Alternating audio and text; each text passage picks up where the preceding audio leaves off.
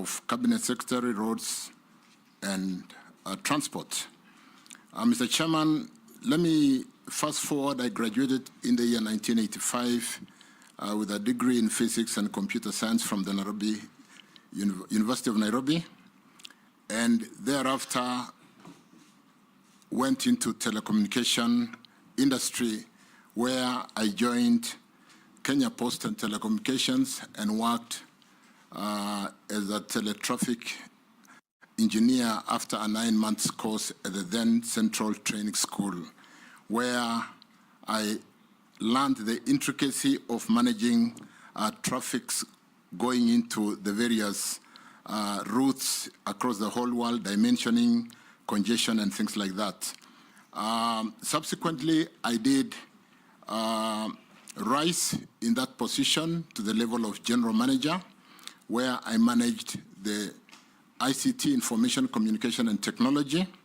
And in the nascent period of liberalization, I managed the divestiture and liberalization of telecommunication as a change manager, where we did at that time the communication authorities, laws and regulations that spinned off what is now the Communication Authority, which is the regulator in the telecoms industry, spinned off Postal Corporation and Telecoms Kenya, and issued the various licenses to Safaricom and Celtel at that time.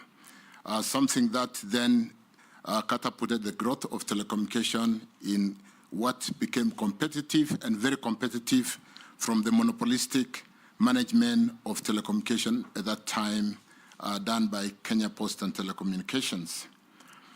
I later on moved on, honorable members, chairman, as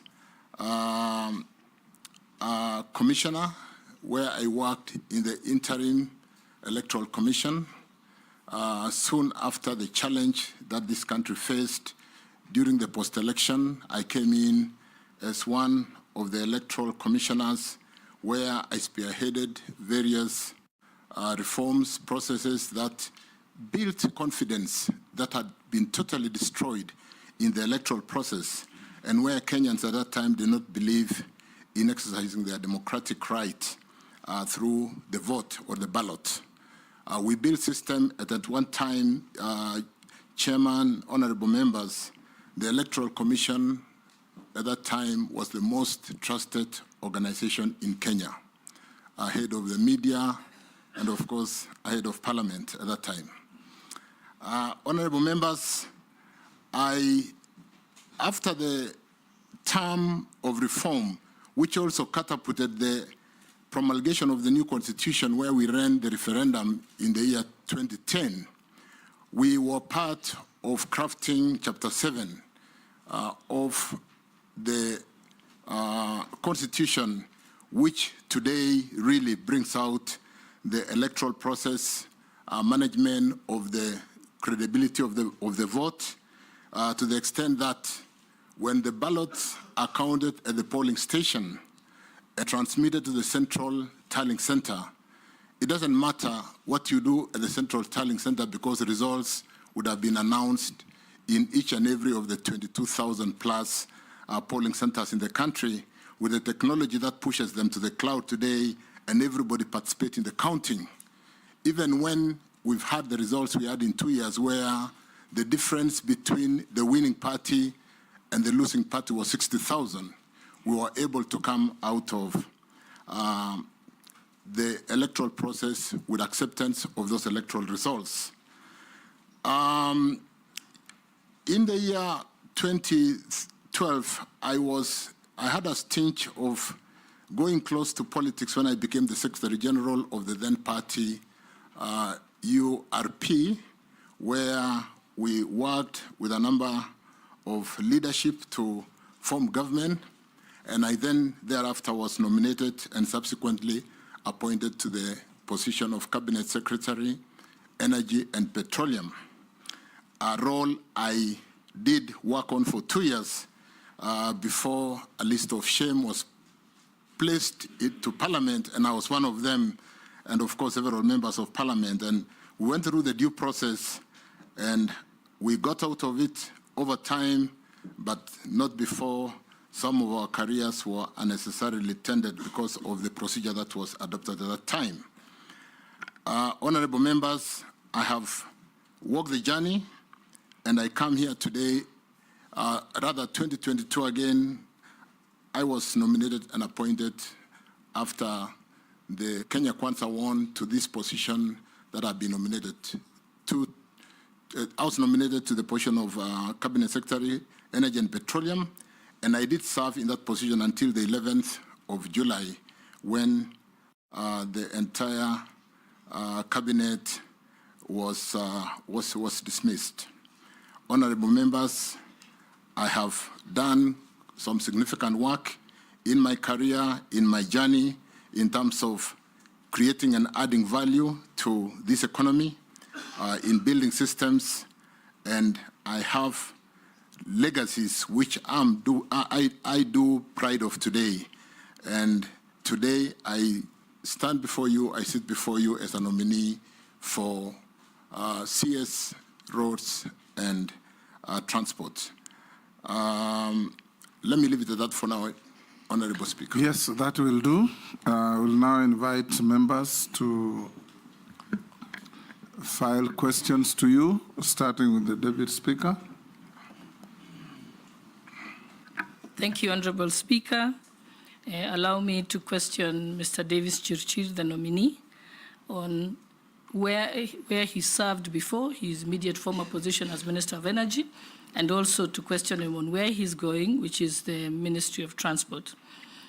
So, Mr. Chirchir, you are at the Ministry of Energy and Petroleum. You know very well that one of the biggest complaints Kenyans had was that the cost of energy, that is petroleum products and power, was extremely high. I think then we'd be interested in knowing what are some of the interventions that you made during your tenure to try and mitigate this. Then where you're going now to the Ministry of Transport, where two things that are really big that are being spoken about in that particular ministry. One is that the cost of building our roads. I know that before the finance bill collapsed, the discussions were that to do the entire road network, almost ₦1 trillion is required or more. And then also there's a lot of unpaid bills. That's some of the issues that were brought before Parliament for contractors who have built our roads. So what are the interventions you will take if you're confirmed for this position of Minister of Transport? Are you going to look at joint concession roads and so on? And lastly, on the big elephant in the room, Kenya Airways. Now that you're going to the Ministry of Transport, if confirmed, that will be also an issue we'll deal with. Kenyans would like to know how you intend to deal with Kenya Airways. Are we going to put more money and seeing losses, or is there a way of dealing with it, or should it just be sold? We are interested in knowing what your views are on that. Thank you very much, Honorable Speaker. Nominee, go ahead. Thank you, Deputy Speaker Gladys Boshole. Good question on what we've done and achieved as a country to bring down the cost of energy to where it is today. Let me start, Honorable Chair, by saying when I checked last, and then because of the concern when our President was going to the space to talk to the agencies, I did check the challenge of power and what we need to do to be able to address the cost of doing business in this economy. Cost of energy is one of the most insignificant contributors to the cost of doing business. In industry, the cost of energy in production contributes to up to 30 to 40%. And therefore, a country cannot be competitive if the cost of energy as a unit cost of production is significantly high. Chairman, honorable members, the energy portfolio is a very interesting area when I consider to where I'm going, a very structured area. We have a tool we call Least Cost Power Development Plan, which we've just signed off the 2024-2043 least cost power development plan, which articulates the building blocks and how to match demand and supply. What happens, Honorable Chair and members, is that every bit and piece of energy that is generated is paid for by the customers, whether we sell it or not. So we don't generate power which you don't need. We have to ensure that we match the demand and the supply. And because the demand side can grow suddenly while the supply is built over 3 years, there's got to be very good planning. As we speak now, we are planning for power for Kenya for 2027, 28. In fact, those are the power plants which we are currently building in Olkaria, in Kiambere, Kamburu, Sola, and so on and so forth, in Meningai, in Nakuru. We are currently building power plants. And what we did to basically get down to the question to address the cost of energy is to really ensure that the energy mix in generation, we do generate power from solar, from wind, from geothermal. Those are the 3 cheapest cost of generation, including, of course, hydro. And the most expensive generation is from thermal. And during times of drought, we run thermal more because the hydrology would be low. Because of the hydrology having been good in the past 1 year, we've had a lot of water, so we are running our Kiambere, Kindaruma, Gitaru, Cascade fairly well. But more importantly, the mix to ensure that we do not dispatch the expensive power when we don't need to is a very important component in managing the cost of power. One of the profound things we've done, Chairman and honorable members, which I might even call legacy, is switching off a power plant called Moroni, which is very expensive. It dispatches power at about 70 shillings per kilowatt hour. So Moroni GT, which is somewhere between Kisumu and Moroni. We all know where Moroni is. We have also switched off a power plant called Kipevu 1. Moroni generates 60 megawatts. Kipevu 1 generates 74 megawatts. At end of life, it has reached end of life and we switched it off. And likewise, we've switched off 76.4 megawatts in Kipevu 2.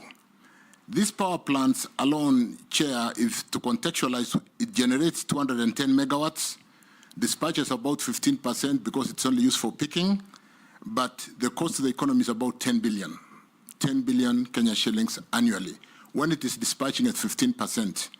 If we have to dispatch more because of not obeying the order of merit of economic order of merit of supply, the bill would go from 10, 15 to 20 billion. Those power plants are down. The promoters of these power plants have been through this town to see everybody to try and bring them back. But because of the cost of doing business, it doesn't make sense to give them another lease of life. The challenge of climate change commitment, which we have made for 2030 to be 100% green, is another one which has catapulted this country and placed it in a very, very good pedestal. So, Chair, let me end that initial question by saying it will be of interest for members when you write the report to check and confirm that in the month of July, both cost of electricity and cost of petroleum products is the lowest in the country in the last 15 months. And it takes a real difficult position to sustain those power plants not to be switched off, not to be switched on again because of what I've said, the cost of doing business and the climate change commitment which we've made for this country. As regarding some of the things that I will do where I'm going in the roads and transport, Honorable Chairman, honorable members, it's an interesting area.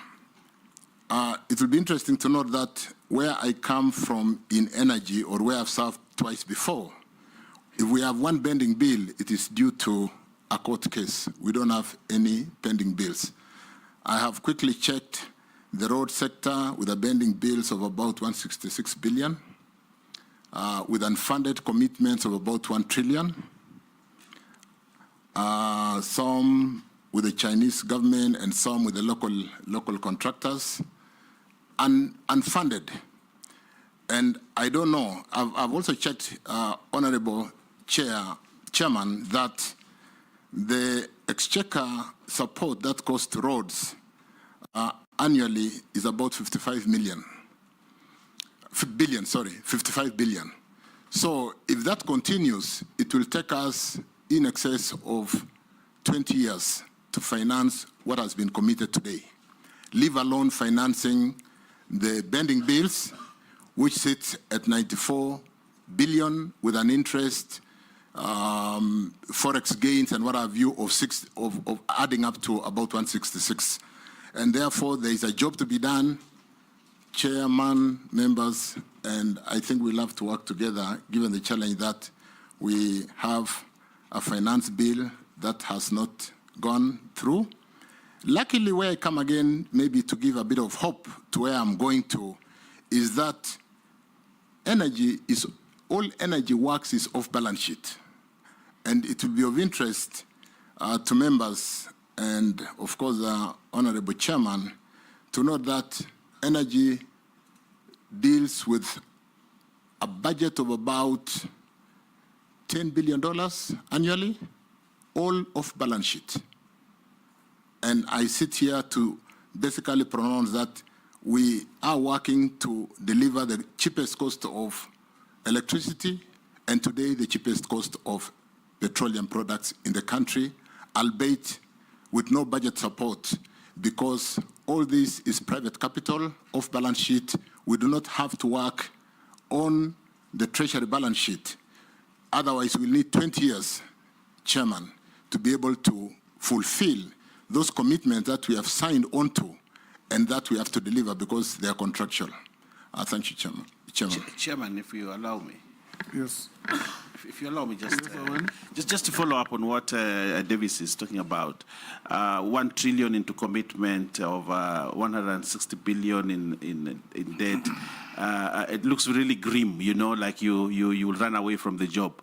What is it that you will do to attract capital and actually to offset the 1 trillion and also to pay the bills? Because you have done it in energy.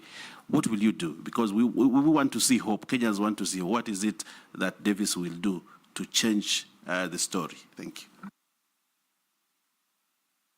Yes, Davis, and we had not also touched on Kenya Airways question.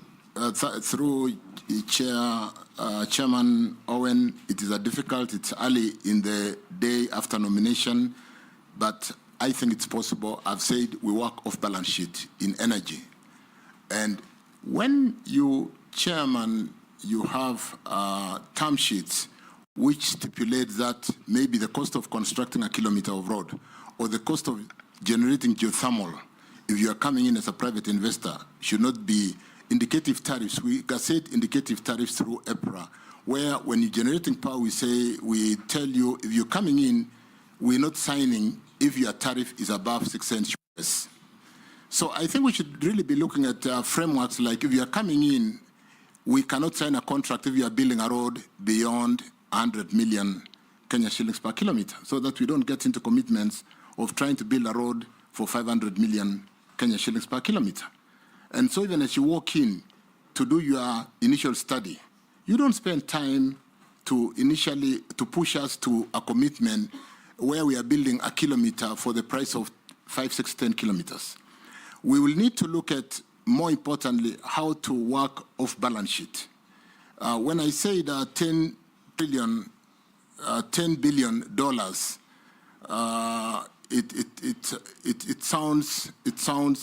it sounds crazy. But petroleum alone, which comes into Kenya today through the OTS or the current G2G at about 740,000 metric tons annually, cost the economy some 6 trillion, crazy numbers. I mean, I just need to refer, 6 billion US dollars annually. And we do not have a time when the country is dry. Even at the peak time of the tightened monetary policy, when the Fed went into 5.5% interest, and the interbank rates were crazy and there were no dollars in the industry, we did not run dry because we do not have to rely on the treasury to help us to bring these necessary products to drive the economy. So we'll be looking together, honorable members, at how to resolve this challenge. It's a big challenge. Raising a trillion Kenya shillings to build those kilometers of roads where commitment has been given.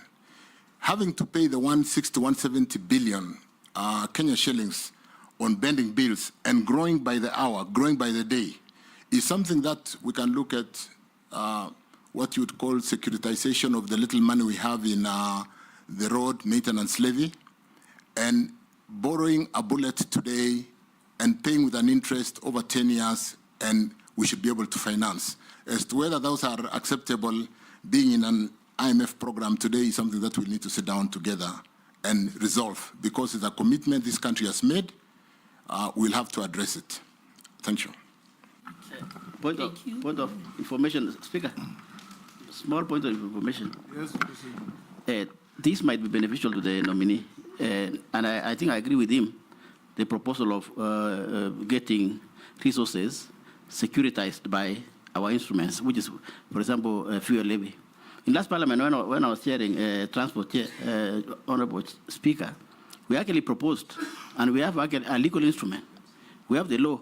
So which means the nominee might want to exploit that opportunity, Honorable Speaker. Thank you. Yes, the Deputy Speaker is saying you have not touched on her question on Kenya Airways. Thank you. Thank you. Sorry about that. Kenya Airways is another interesting investment, which you do know that we all love to have our Kenya Airways, and I think we should continue to have it and promote it. Kenya Airways, as we speak, and for the short time I've been preparing to appear before you, I do see Kenya Airways running a system that needs a lot of support, and where the Kenya government, I think to date, has given support to the tune of 600 billion Kenya shillings to be able to stay afloat, given the negative negative cash capital that they are operating in.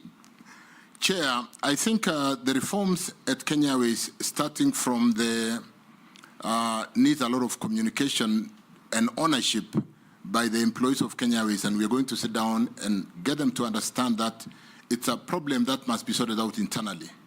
The CBA, or the negotiated terms, and holding on to them when somebody else is having to pay your bill, is something that we'll really need to sit down as an enterprise, as Kenya Airways, and address. I've also seen Kenya Airways having a portfolio of flights that may not be suitable in the Embraer, which do not have the kind of bottom belly to carry the kind of luggage. And therefore, the first option when you're flying out or flying in, because of the way we carry 20, 30, 40 kilos, is not to fly Kenya Airways. So it is self-defeating to be having the highest fleet of about 13 Embraers aeroplanes in this fleet, and therefore giving us an uncompetitive advantage in terms of customers having to choose alternative flights when they might have actually wanted to fly Kenya Airways. Chairman, I do note that Kenya Airways in the past 2023 accounts had an operating profit of about 10 billion. We'll need to look at what they are doing right and build on that. Possibly take out some cost out of the system, because there are costs which we really must remove to be able to allow them to come out of the challenge they currently face. But more importantly, if you look at the 600 billion government support in Kenya Airways, and the fact that Kenya Airways today, the Kenya government owns about 49%, 48.9% of Kenya Airways, it will be, if we really kind of allowed government to pick more shares out of that 600 billion, government will go to a shareholding structure of about 80%. I think we need to bring in a partner. If you see successful hotels, allow me to use hotels, Chair, where they build networks around the world to be able to push their customers into their networks, we need to build a network of a supporting airline that we can leverage on to be able to bring Kenyans out of the current challenge they face, but more importantly, to support tourism, support our flower industry, support our green produce in avocado, the things we export because of the perishability very quickly into the external markets, and where the inflows in foreign currency is so significant. So we need to work on Kenyans. Thank you, Chair. That will do. Majority Leader. Thank you, Mr. Speaker. Honourable CS nominee, we just start maybe from where you stopped on Kenya Airways and ask you, we have listened to such stories. I think I've listened to those stories about KQ since I joined Parliament 12 years ago. I just want to be direct. Are we going to listen to that story from the next nominee after you? Or how long should you be approved? Will you commit to the people of Kenya that you can be able to sort out the problems of Kenya Airways? Because as you say, it's true, they are on operating profit, but when you factor in their financing costs, then they make huge losses. And then the story goes on and on and on and on forever. So you may need to tell us whether you truly mean business. Should you be approved, and how long it will take us to see a Kenya Airways that is truly functional, profitable, and is giving value to the people of Kenya. Because even nationalizing it, if you do not give value to the people of Kenya, then it may not make sense. That being so, you have been Cabinet Secretary for Energy, and you were, at the time we did the famous G2G in the oil industry. You tell us how beneficial that G2G was. Was it beneficial to the country, or was it on net terms a loss to us in terms of the oil prices and all the other issues that Kenyans raise about the G2G? And more so in view of the current conversation. You've seen Kenyans online saying that the airport has been sold. Far from it, from what we hear, and negotiations on PPP framework with the Adani Airport Holdings Limited. Are you the man to run this PPP with Adani or any other interested private equity partner that may come in?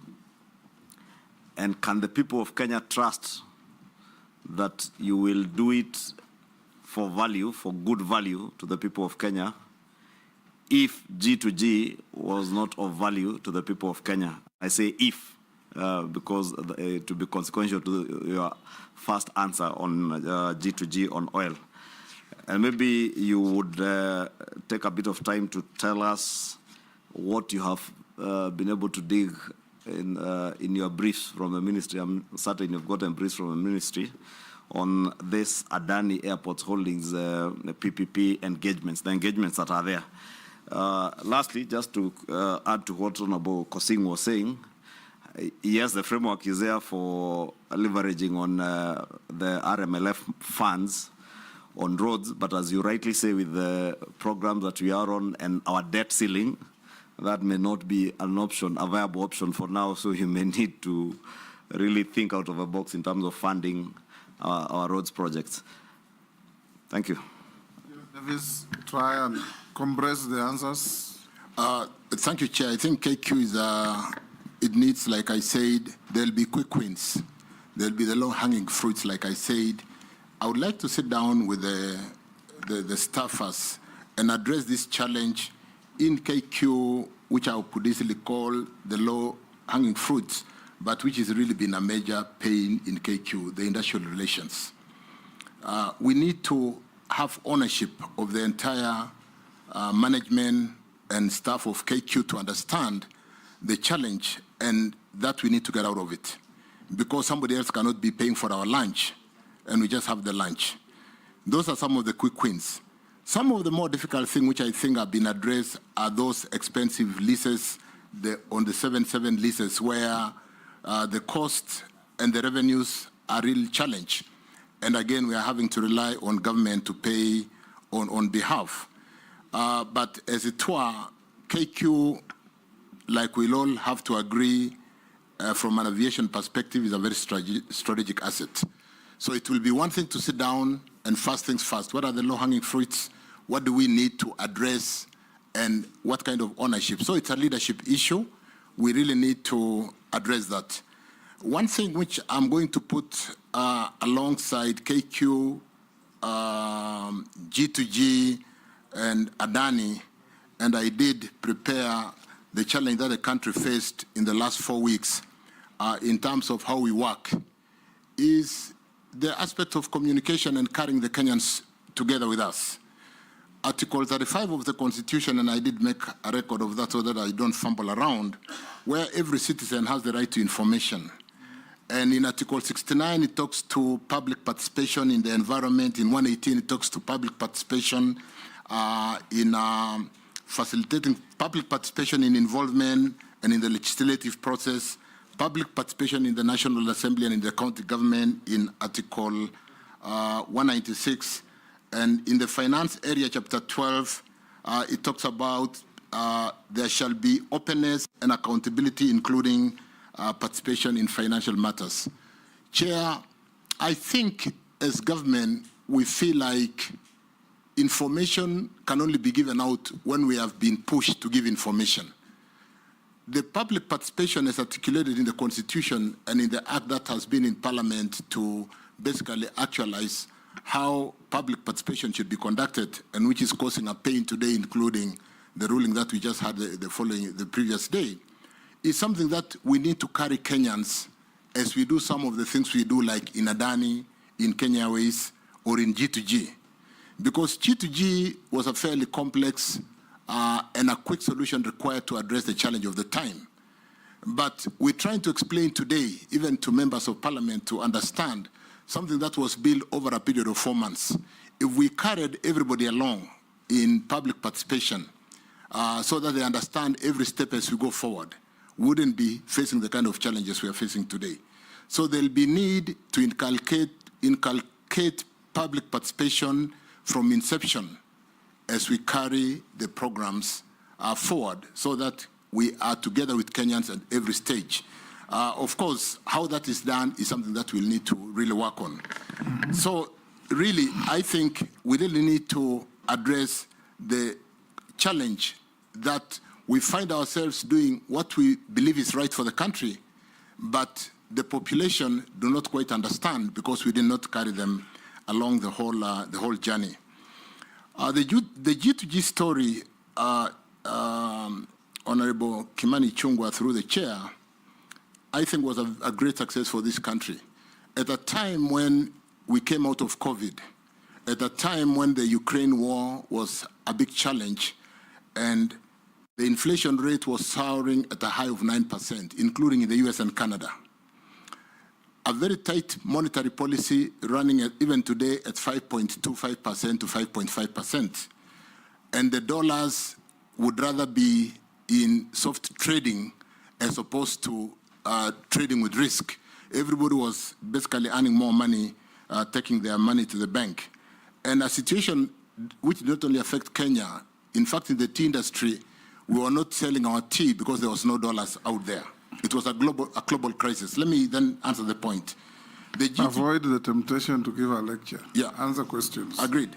Yes. The G2G chair was brought in to forestall the challenge of unavailability of the US dollars in the industry. And we did build a very quick solution to ensure that the country would not run dry. We could be able to purchase petroleum, pay Kenya shillings, on a deferred LCs, which would be confirmed by international AAA or what you would call investment grade banks over the local issued LCs, and be able to get the product and pay later when the situation improves. It has worked very well. I think we have today brought in over 100 cargoes. We have in-account dollars in excess of $3 billion over this. And I think today, if not for G2G, like when we went to elections, Chair, in April, May 2022, MPs will recall carrying jerry cans around the country looking for fuel to run their campaigns because there were no dollars to buy petroleum products. As regarding Adani, so G2G was great. I think it is something, Chair, when there's time and I write my book, it will be one of my legacy delivery to this country. Adani. You know, you're being guided by the chair to avoid giving lectures because the straight answer was the dollar was at 160 something. And part of the benefits of that is at 130 today. Thank you. 130 today. Thank you. Fuel prices, the prices were trading at then and what they would have gone With respect to Adani, Chair, we look at Adani. We'll need, like I opened by saying, public participation, provide information, have a framework in terms of what you would call term sheets, in terms of what is the correct return on investment when we are bringing a PPP. If we agree that the return on investment is 12 to 15% internal rate of return, if we agree on the debt equity ratio, we should be able to really get Kenyans to understand, get everyone to understand, is Adani a deal we should do? Is it going to help Kenya?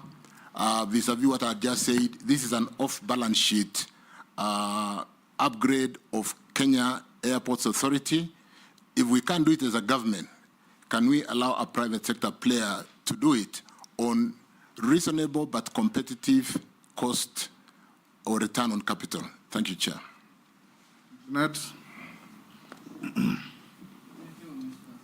Thank you, Chairman and Mr. Speaker. Mr. Speaker, I want to start by saying that and telling the nominee that I think, Mr. Nominee, the issue now that at hand that you need to explain to the vetting committee is that you are getting into a ministry that has a very high, huge pending bill that has no money essential for development of new roads. You need to tell us how you are going to turn around that.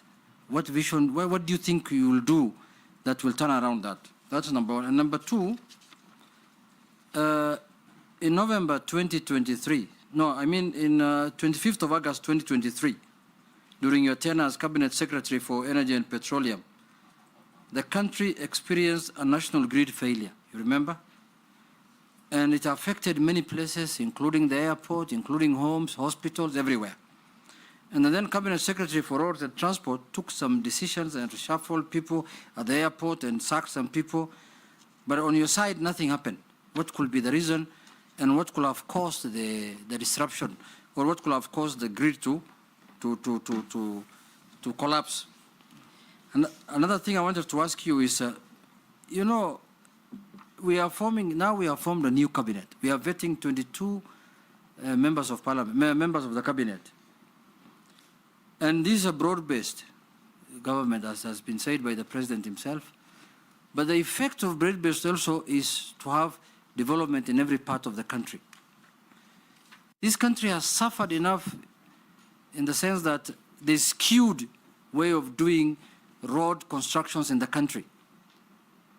There are places like my neighbor here in Kikuyu, there is no road remaining, unless now we want to put overhead and overpasses and underground passes. And there are places where still there are issues of roads. What criteria will you come up with? Honorable Speaker, you need to protect me from my colleague. He can't say there are no roads remaining in Kikuyu when there are actually no roads in Kikuyu. You'll be protected. Thank you, Mr. Speaker. Ask your question. Mr. Speaker, so I was asking, what criteria are you going to come up with so that roads net distribution is done in an equitable and fair manner? Lastly, there was a road that was supposed to be dualed from, I don't know, here, Kabete or somewhere in Nairobi here, all the way to Rironi, all the way to Mount Summit Junction. And that's where, as we go, every weekend, what is the status? There was an agreement with the French government, but it has never taken off. So, Mr. Nominee, those 4 issues, if you explain, Yes, Davis. then you may Nominee. get a good report from me. Very quickly, for the unfortunate blackouts in the network, Chair, I do note we have had a number of blackouts which we have addressed and categorized into quick solution in short term, mid term, and long term. Whereas we have generated enough power because it is done by the private sector or off-government balance sheet. And the energy sector is totally unbundled in terms of generators, transmission, and offtake, or what you call the buyer market in KPLC. The transmission network is financed by the exchequer, through the exchequer. And with the inadequate financing of the transmission network, most of the challenges that we saw in the blackout was transmission in nature.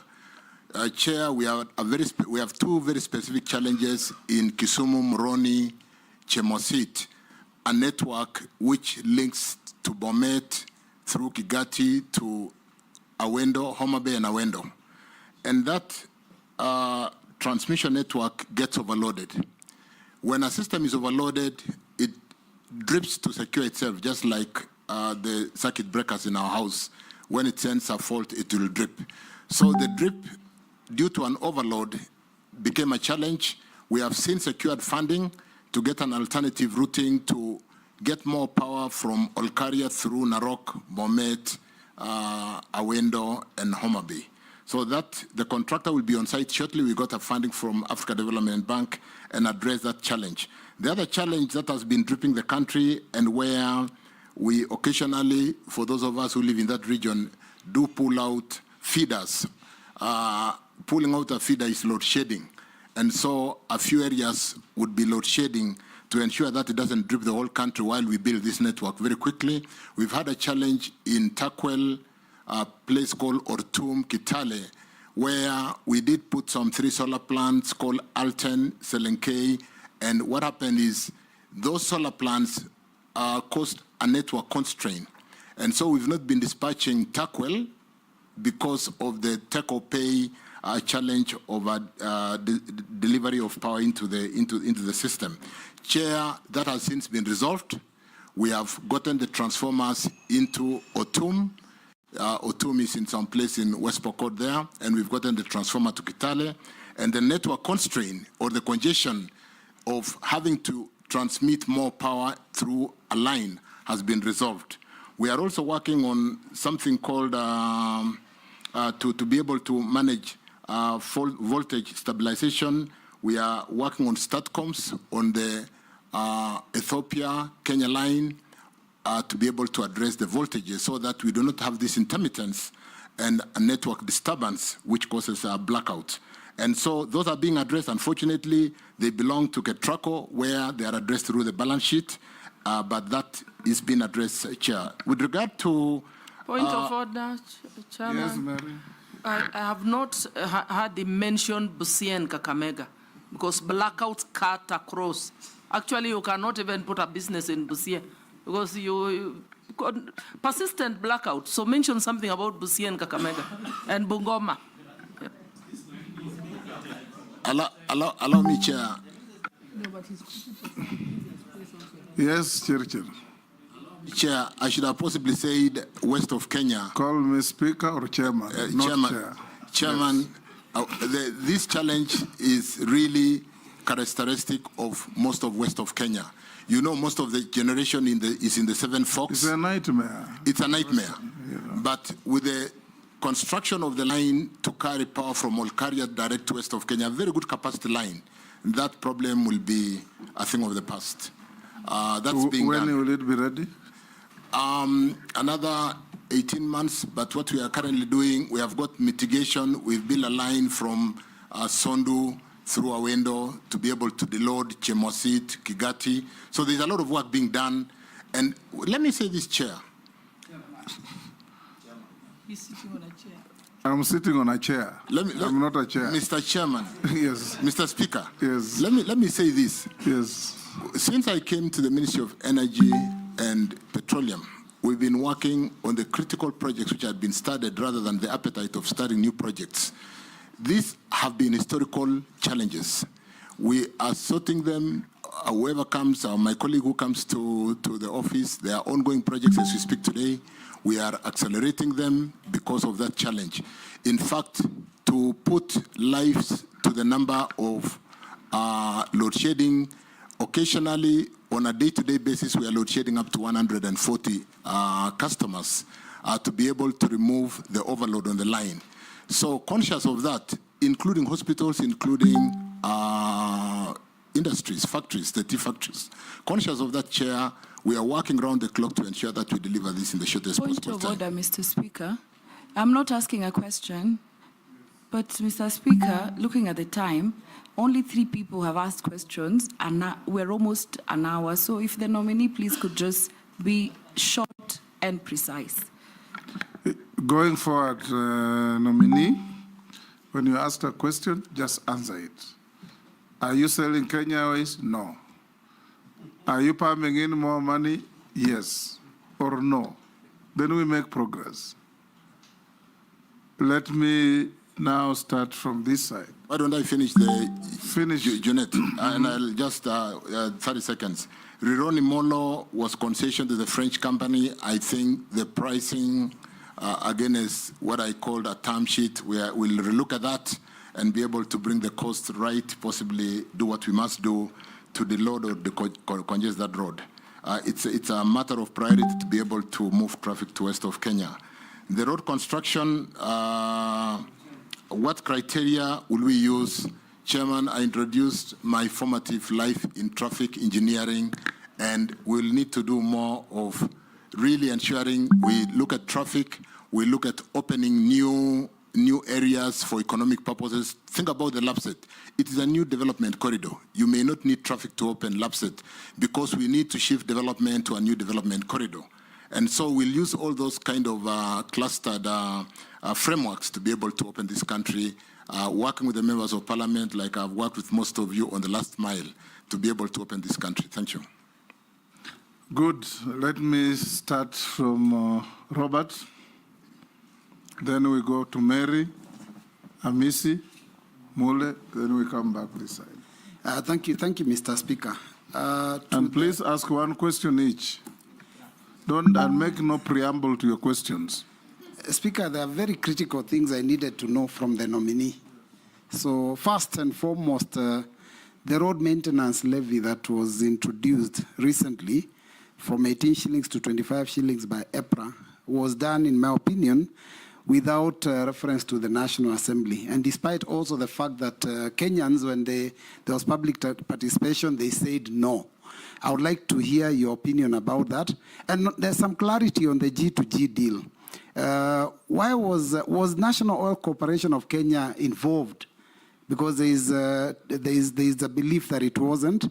And then on the same deal, when you say that you're paying for fuel in Kenyan shillings, I want clarity because I am very well aware that Kenyan shillings are not legal tender outside this country, outside the region. So how is it that you are able to pay for, because that has always been the comment, that we are paying for fuel in Kenyan shillings. How would UAE or other countries out there receive Kenyan shillings as legal tender?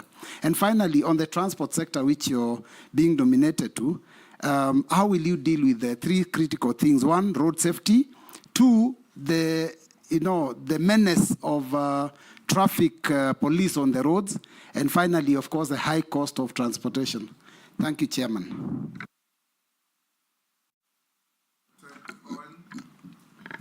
Swali moja.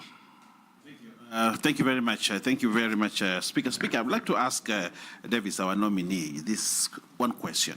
The north of Kenya, that is Malindi, Tana River, Lamu, those areas are very productive, but the productivity has been hindered because of the lack of the airport in Malindi, a good airport. This has been a question that every government has not wanted to face, that we must, Malindi is decaying because of the lack of the airport. Over $100 billion investments in Malindi, they are coming down because of the lack of the airport. You're a clever man, that I know because I've worked with you before, and I want to declare my interest. What will you do really to solve this problem of the airport? Secondly, the open sky question. We are protective of KQ, yes. But again, we also need to open this country to more investment by allowing other airlines to come in. If Ethiopian airline can fly to tourists from Addis Ababa to Nairobi, then the airport, the tourist is stranded there waiting for Jumbo Jet to fly to Malindi at 7 in the evening, and they arrived at 7 in the morning. Why would you do that and kill tourism just because we want to protect Keki? What will you do to solve these two key legendary issues, the Malindi Airport and the open sky policy in this country? Thank you. Answer those 3 questions, 2 from Robert, 1 from... Chairman, the issue of road maintenance levy, which granted has done very well, because you will notice that our highways are very well maintained, is a good thing in terms of the ratio that I've seen on how it gets to Kena, Kura for the urban, and Kera. And we'll need to look at whether we need to redimension and get some savings. Are we over-providing? Are those percentage distribution frameworks supporting? Because whereas the road development does not have any revenue because we rely on the exchequer support, can we be able to, in line with what I said earlier, having to get more of off-balance sheet road development in an area where we'll be together looking at a policy on tolling, road tolling, so that you pay as you use.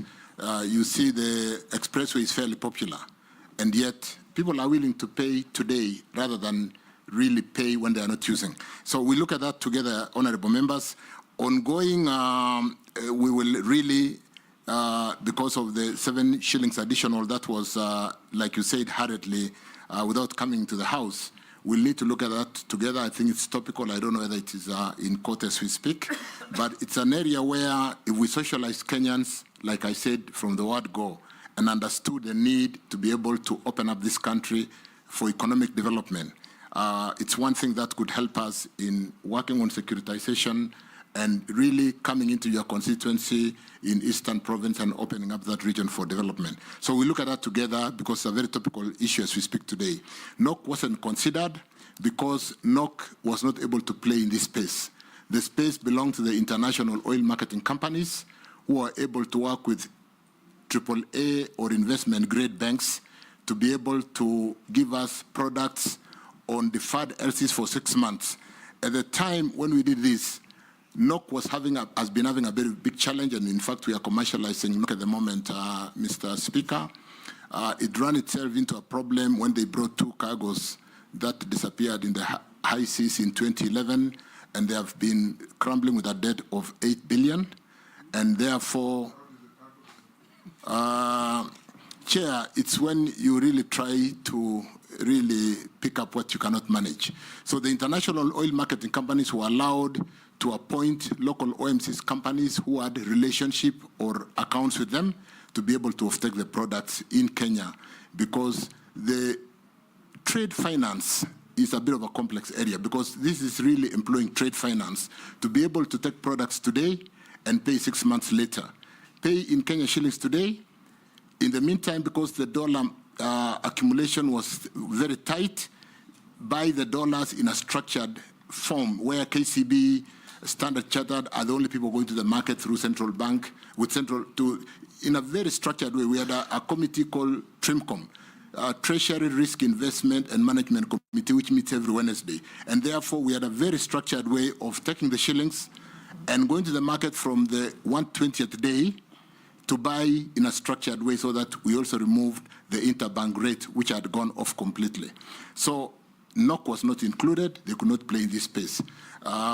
Regarding the final question from Speaker. Malindi Airport. Malindi Airport. How did the cargo disappear? That is the question. The dollar. That's what he's asking the chairman. Let me 1, 2. Let me mention that. Let me come to that.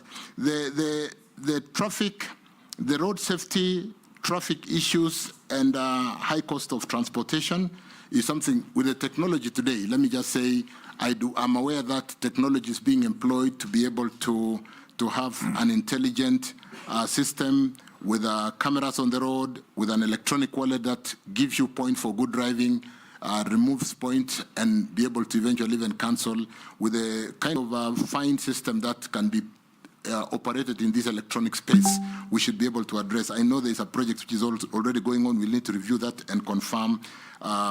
There is an ITS, Intelligent Traffic Management System, which is going to be addressing offenders at junctions and things like that. We'll look at that together and implement that quickly. Road transportation or transportation then becomes expensive because of the challenges inherent from the cost of fuel, the cost of congestion, and then so on and so forth. Traffic management becomes very important today, where even with Google Maps, you are able to choose the route without traffic. There is no reason why when I'm coming from Bomet, Honorable Speaker, I have to drive into a dead traffic end and slip over in my Mayu escarpment, when I could have actually, because of traffic management technology, just go out through Naivasha and get to Nairobi in 2 hours, and instead end up sleeping in the escarpment, and yet the technology is there today. So we'll implement those aspects of traffic management together. Malindi, Mheshimiwa Owen, I know Malindi is passionate. It's a tourist destination. We'll need to sit down and work together and see, like, from a traffic perspective,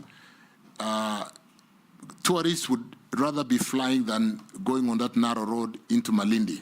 And there's no reason why we cannot sit together quickly and dimension upgrade of Malindi and be able to attract more traffic. But more importantly, look at how commercial that should be so that we do not get into the kind of bending bills that we talk about. Open sky question vis-a-vis the reciprocal requirement as per regulations is something we need to look at together. I do agree with you, but it's happening. It's bound to be happening at a very hard time for KQ when they are struggling. So let's see, do we push KQ to improve as we open our skies with those reciprocal arrangements? Because even if we did a reciprocal arrangement and our flights to those destinations are the Embraer, which are not able, they don't have the belly staff to carry enough luggage. So we really need to work very quickly to see whether we need KQ to come up, and I think we do, and be able to work on the open sky policy with, more importantly, the reciprocal arrangements. Speaker, thank you. Thank you very much, Mr. Speaker. Honour Davis, you've told us about your attempts to equalize provision of electricity in the country, and especially through the last mile. That's only 2 years, so it stands to be seen whether really there is anything feasible in that area. But now you go to roads. And as stated, there's great inequality in terms of road network in the country, and especially with what are known as stored projects, the stored roads. If I give you an example of Tharaka Nithi County, we have 3 roads started 10 years ago in 2014, and up to now we are still grappling with their completion. Will it be your policy that you will actually dedicate resources as a matter of urgency to completion of stored roads and projects so that at least the network can, to some extent, be equalized? Thank you, Mr. Speaker. My name is Abdul Rahim Daud, MP for Northimenti, and I want to say I'm in the Committee of Transport, so I won't ask him transport questions. CS nominee, while you were in the energy sector, energy ministry, did you look at the fuel, the one we were told by Honorable Kiraito during his time as minister, that we had oil in Turkana? And if you did, why aren't we utilizing the refinery we had in Mombasa so that at least fuel could be cheaper than what it is right now? Because we are at the mercy of the big oil operators. Lastly, regarding, I don't know if I will ask, roads, they are the Mau Mau roads, you have heard of them. But those Mau Mau roads do not pass through the whole of central Kenya. It is just a portion of central Kenya. Will you think of extending it to the other part, Mount Kenya East as well? Because we do not have the Mau Mau roads. And we had Mau Mau even in Meru, Tharaka Nithi, and Embu. Thank you.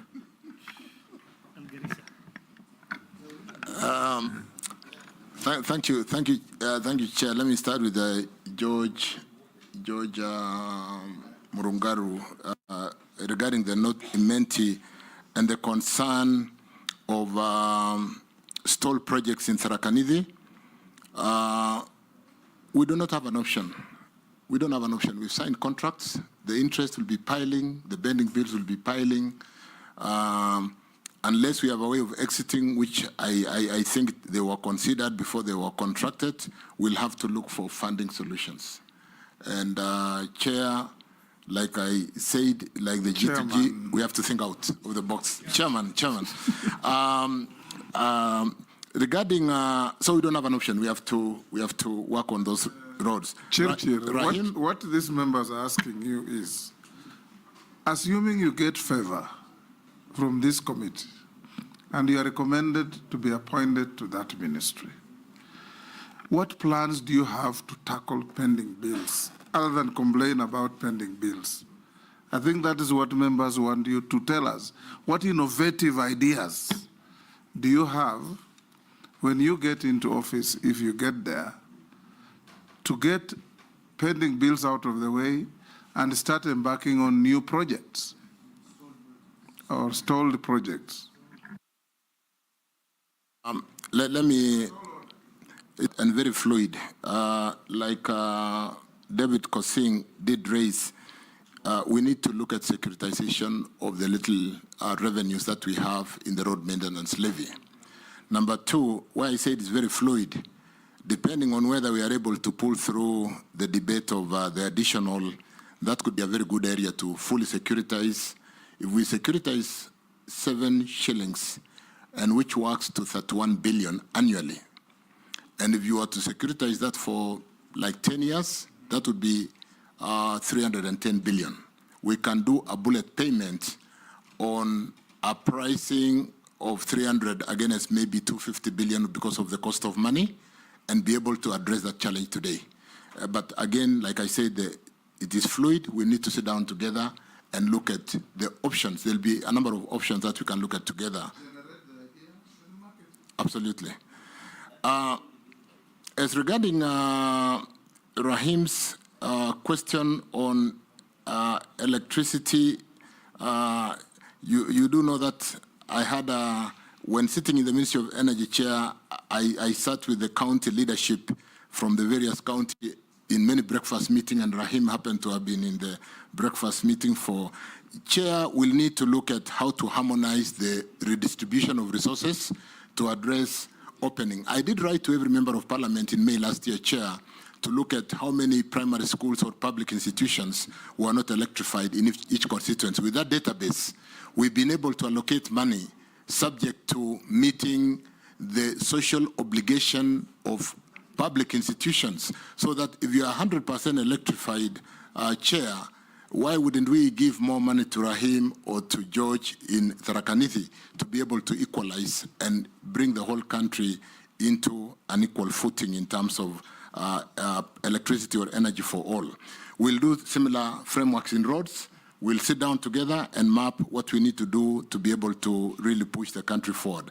As regarding exploration of tallow and the discovery of oil in Kenya, we are at a phase called field development plan. We have a big field development plan that should be coming to Parliament.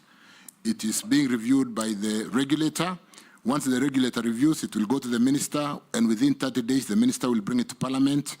And what the field development plan does, Mr. Speaker, Chairman, is it looks at moving the concessionaire from exploration to production in line with the production sharing contract. It looks at the financial ability for them to build the system to produce the crude oil. It looks at the technical capacity of that farm. So currently we are reviewing the field development plan, and it will be coming to Parliament in due course to see whether we can move from exploration to production. because there is the risk of, if not properly done, moving the concessionaire and staying in production for the next 10 years. So we are looking at the financial and technical capacity to be able to do that. Refinery becomes an option in terms of bankability of the project as to whether we export crude through a pipeline out of Lamu or Mombasa, or whether we refine. And therefore, that could help us to utilize the refinery in Mombasa that we closed some times back. Mau Mau roads, we can look at that together, Chairman. It is too early, but suddenly we will work to be able to dimension what we need to do together. Thank you. Mary? Thank you, Chairman. Nominee, in the collapsed finance bill, there was an allocation of 50 million for electricity distribution, 50 million for each constituency.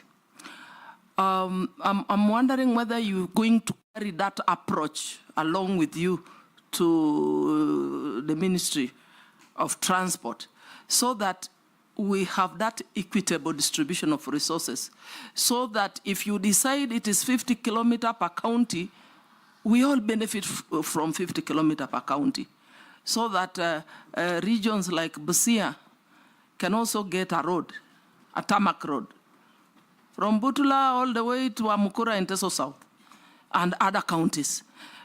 Secondly, Nairobi Expressway was constructed to ease congestion along the highway. But sometime in January, the toll charges were increased. This defeats the purpose for which it was intended. Because now how do you reap from, how do you encourage people to use the highway and also benefit from economies of scale? What are your thoughts on the kind of charges that are being levied on the expressway? Thank you. Amisi? Thank you, Mr. Speaker. You asked for one question, but I beg you, give me two, because the last one is important for me. The first, start with the important one. The very, very important one, Mr. Speaker, is that I come from a constituency that do not have even a single kilometer of road of bitumen standard, and it has been like that since time immemorial. Mostly they say because it has been represented by opposition leaders, but I doubt. 20 months ago, we were here with the predecessor of this ministry, and I did ask him the same question, and he said that in 100 days, I will see miracles. Now it's 20 months down the line. I want to ask you, when do I expect to see at least a kilometer of bitumen standard in my constituency? And it's not just my constituency, Mr. Speaker.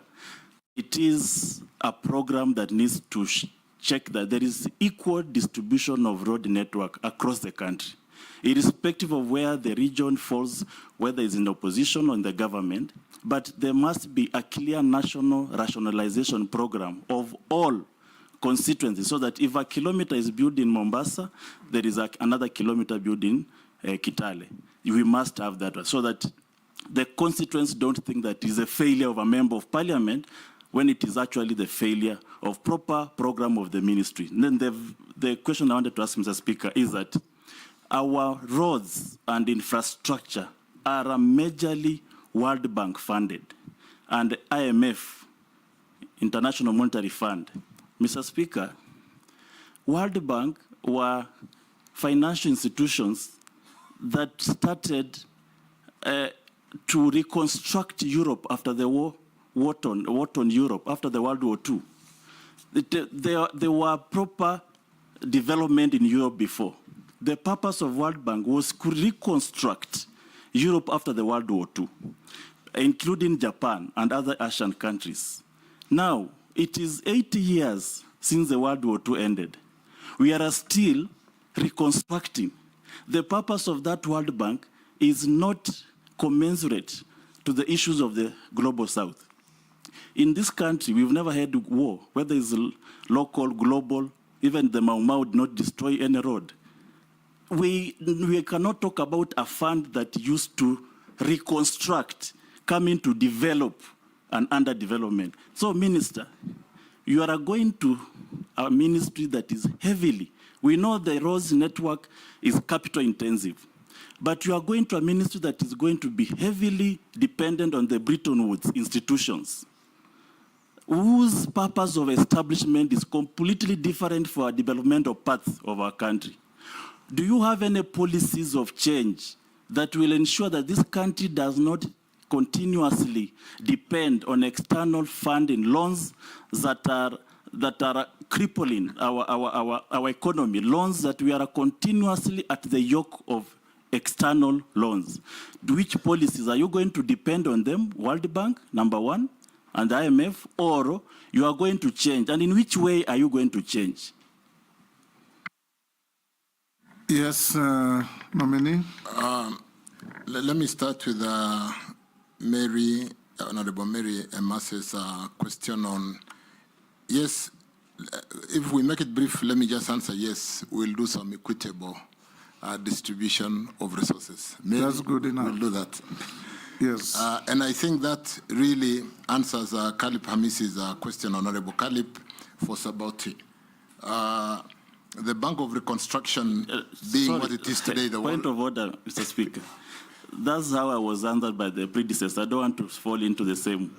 I just ask, do you have any rationalization program that will ensure, not just Saboti, that every part of this country has an equal distribution of red network, so that Saboti will also benefit? Thank you, Chair. I was not going to make the 30 days promise to Mheshimiwa, but I was certainly going to, like I said, in respect to the answer to Mary Emase Mheshimiwa, that we'll try to work together to see equitable distribution of resources, look at how to open up this country economically because of ensuring that we need to get the products to market. But more importantly, like I said earlier, what are the alternative funding options?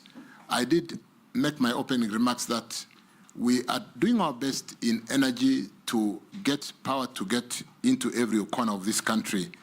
And we are using a lot of off-balance sheet we are not getting money from the National Treasury.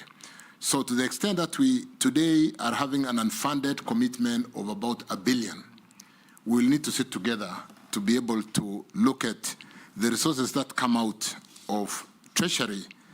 Are we going to get it to the Ministry of Roads or State Department of Roads as printed estimates, or are we going to work together to equitably ensure that those printed estimates do cover every part of the country? Mheshimiwa Hamisi, I will really want to be a player in sitting down with all the honorable members to ensure equitable distribution. And like you said, what are the options of funding roads? We'll look at that together, more importantly, to ensure that we don't over-rely on the Bank of Reconstruction after the World War. We do have other options. Mukami. Thank you. Thank you, Chair. Thank you, Chair. There is a... Chairman. Okay. Okay. Okay. Speaker, a point of thank you. information. Yes, Honorable Speaker, allow me to solve this issue of chair and the chairman. And if you go to the dictionary, it actually says that one, as a noun, a separate seat for one person. Secondly, as a verb, a person in charge of a meeting. That I am not a chair. Go on, Mukami. Thank you, Honorable Speaker. Yes. These are, Honorable Waziri, there is a concern from the local contractors. They have raised concern about being overlooked in the awarding of contracts in the roads and transport sector, with the preference often shown for foreign contractors. This trade results in the repatriation of earnings. That means those contractors, the foreign contractors we are giving business here, they are not banking that money here in this country. What specific measures would you introduce to encourage the participation of local contractors and ensure they have a fair chance in the contract award process? Additionally, how will these measures help retain money within the country to boost our economy? Thank you. Nishi, be like your neighbor, one question. Chairman, I have two questions. One is a very short one because it is an ongoing problem which I've just witnessed in my constituency and other constituencies. But Chairman, I don't think it's fair. When you say one question, other people are asking two questions. I'm going to stop her after one. Thank you, Chairman. I've seen my colleague here, they have asked two questions. Dawood, Emase, Amisi, yeah. Thank you, Chairman. Chairman, my first question on the LAPSET project. This project has been a milestone from the last regime and even the current regime. And to me, this is a project where can be a game changer in terms of our economy, be it locally or internationally. Billions of shillings have been consumed, be it for compensation and even building of the port. Currently, what is the status in terms of operationalization in the LAPSET corridor? Two, what unique approaches are you going to do to ensure that we fully realize operationalization of this port of Lamu? My second question, on the same breath, do you have any specific programs you intend to employ to ensure that you create employment to our youth? Because this has been a thorn issue. In fact, even His Excellency the President has been talking about it, that we need to have a national conversation and we address the issue of unemployment, especially to our youth.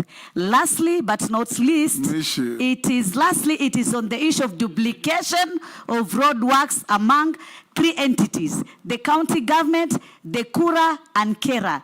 In most of cases, there are scenarios whereby a road has been built by the county government, Kura is doing some repair and maintenance, Kera is also doing some repair and maintenance, and you don't know which fund it's been lost just in the middle of that.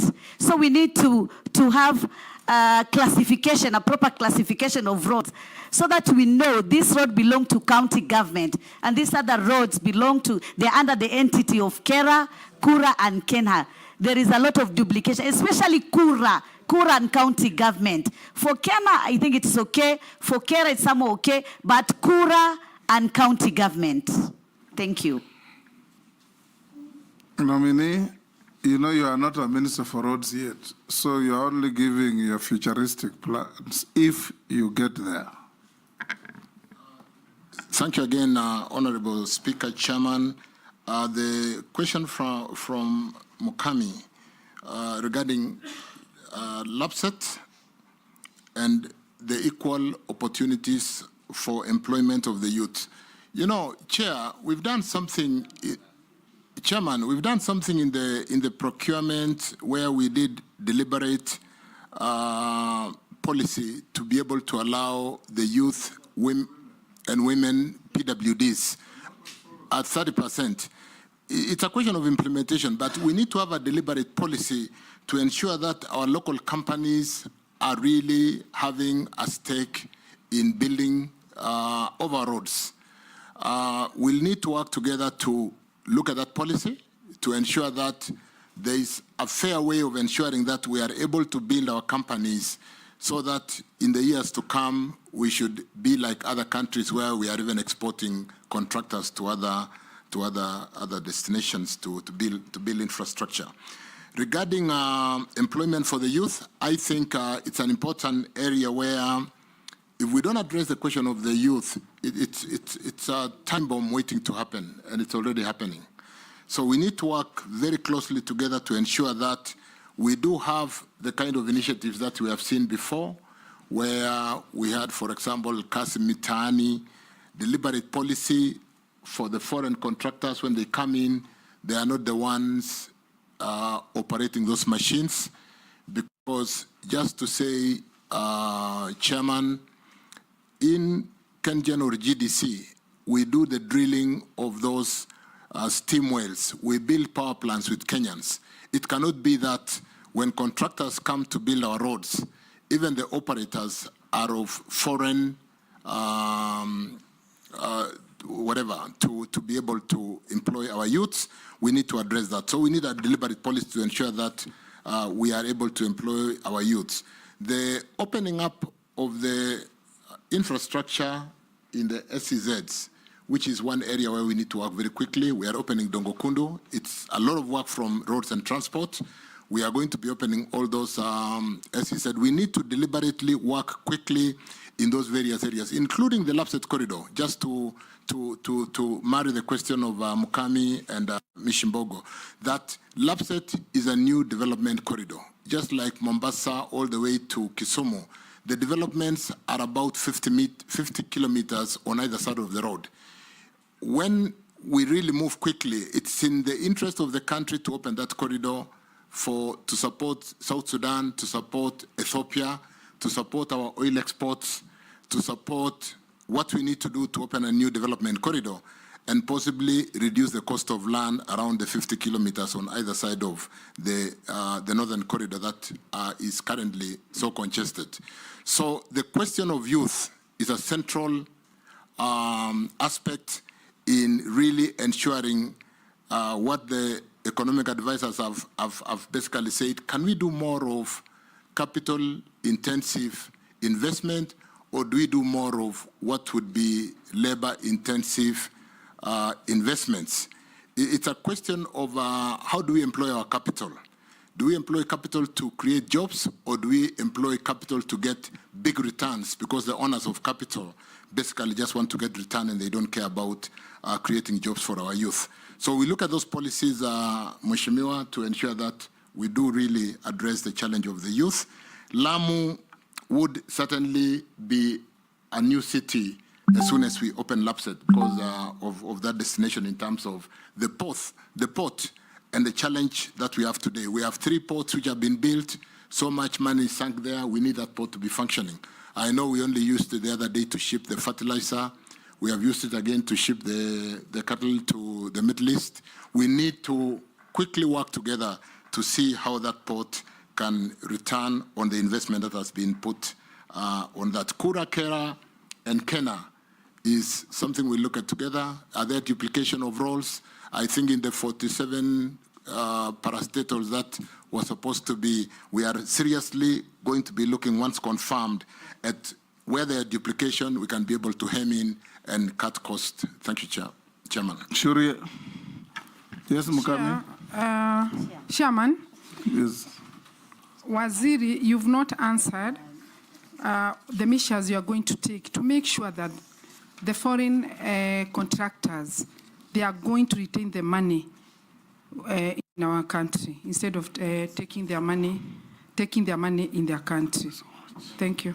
Out of the country. Hold that. Sharia. Thank you, Chairman. Thank you, Speaker. Nominee Waziri Chirchir. My question is on what informs road agents, especially Kura and Kenha. I ask this with the knowledge that damaged roads in NEP counties in recent floods were unattended for months, hindering mobility of people and critical goods and services, while in other parts restoration was immediate. If approved, would you be able to do the same? God forbid, we don't want it to flood again and get our roads damaged, but what would you do differently to attend to them emergencies? Thank you, Honorable Speaker. Very good. You should all be like Sharia. Yes, Razo. Sharia. Thank you, Honorable Speaker.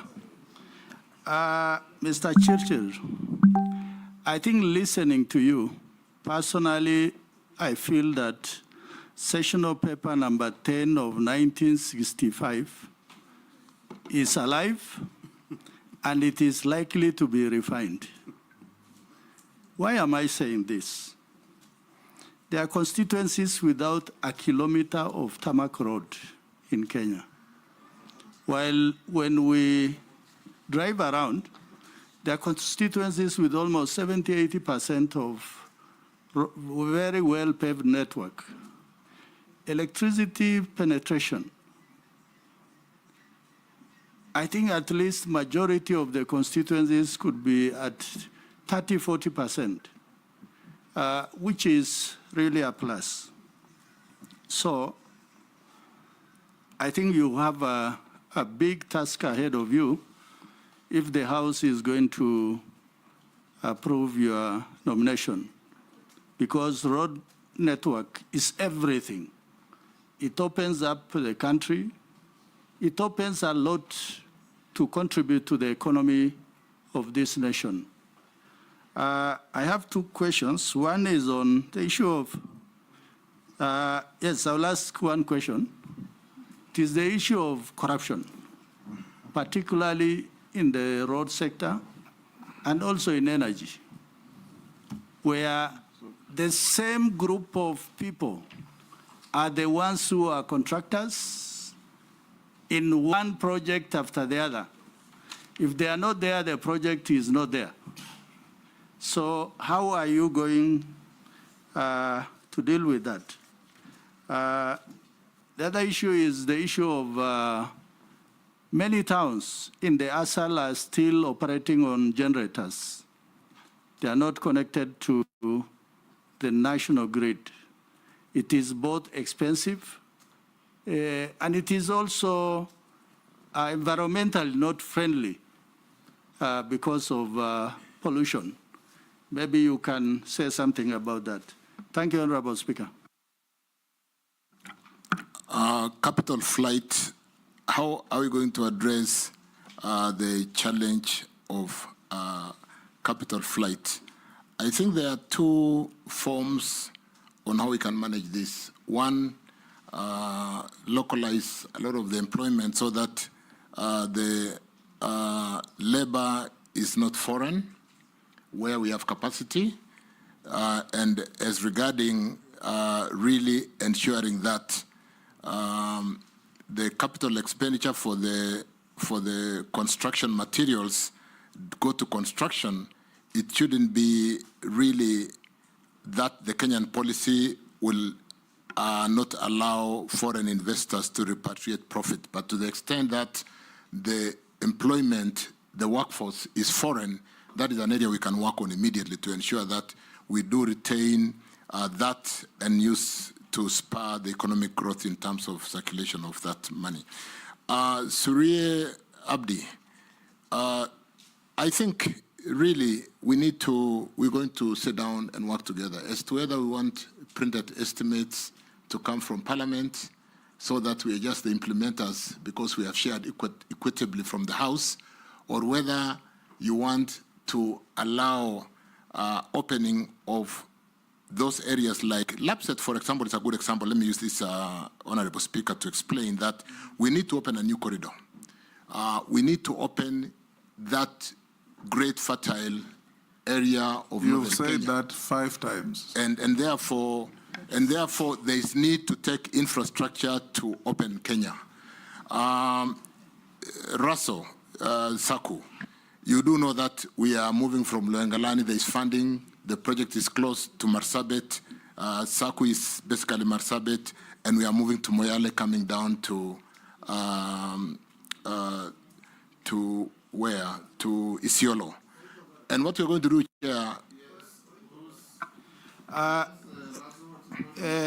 Thank you very much. I think you have said the issue of Moyale and Marsabit. But the issue is, why does it take some things to be done faster in some other parts of the country, but for us, we wait as long as until the cows come home? Is it that we are in the same country or we are in different country, and what applies in one part does not apply to us? In fact, that is why I'm saying sessional paper number 10 of 1965 is alive and it is kicking very hard. Thank you, Mr. Speaker. Chair. You are not born when it was written, were you? I don't know whether we should invert the sessional paper and ensure that Lapset will do it. I've just used Lapset as an example to say we need to open up the open areas of Kenya and ensure that we do develop, ensure that we do have electricity, we do have roads, we do have water to be able to move out of the congested development corridor. It's more of a development corridor. I don't think we are going there because of the services. We just want to make the land useful, ensure that we move the population out to those areas. I just did mention in passing, as an example, Leongalani, Marsabit, and Moyale, which is on project ongoing, and we are going to make sure that we do have step down and feeders to support the people in those communities. LAPSET, I think we've talked so much about LAPSET. What are we going to do about corruption in roads so that the same contractors are not the same people just winning the tenders all the time? I think it is basically fidelity to the law. There is a procurement process. I go to the ministry, and I'm going to ensure that we do streamline whatever is not right. We do things according to the rules of the game and ensure that we do build capacity. When I reviewed the functions as per the order of what functions do sit in roads, I do see the mechanical transport fund. I do see all those services where we do have the registration of technologists and engineers, and we can really improve capacity of our own local people. There's no reason why today, 60 years after independence, we are not competing with those multinational contractors, to the extent that it's not an EXIM funding, and it's an export credit chairman where they are following, their contractors are coming to spend their money. All the local contracts which are funded through the exchequer, there's no reason why we don't have capacity. A similar point, nominee, there's a Kenyan who sent me a message that locals cannot possibly compete with big Chinese contractors for the reason, when you give a Chinese contractor, I don't know if it is true, the government gives them free maram pits, free quarry pits. Sometimes you allow them to bring equipment duty-free. They exempted from VAT. They bring cement from Indonesia and Malaysia, half the price of our cement. How do they compete with locals? Somebody has sent a message for me to ask you, if you get to the ministry, assuming you'll be approved, how will you correct this? Because you can't tie somebody's hands at the back and tell him to fight fairly with a person whose hands are free. Chair, and that's when I said EXIM, you know, EXIM banks are export credit banks which are meant to support the investors or the contractors of a particular country to do business abroad. So that really we are competing with a supported competitor where the EXIM facility do give them that competitive advantage in terms of, because the purpose of an EXIM is to export services, to export capital, but follow and employ that capital using their own personnel. That's why when we get a facility from Japan, it's more of the Japanese who do the job. When we get a support from China, it's more of the Chinese who follow that money. We need to sit down together and look at how do we ensure then that the local contracts which are funded by the Kenya government are not exported to support the foreign capitals. So it's something that we must be deliberate. We must be deliberate about that. Thank you, Chairman. Thank you very much, Speaker. Thank you very much, nominee. I've listened to you, but I just want to ask you a more of a constitutional requirement. Kera, Kura, Kena came into play before the Constitution 2010. Then after Constitution 2010, we got the devolved governments, whereby the total confusion kicked in.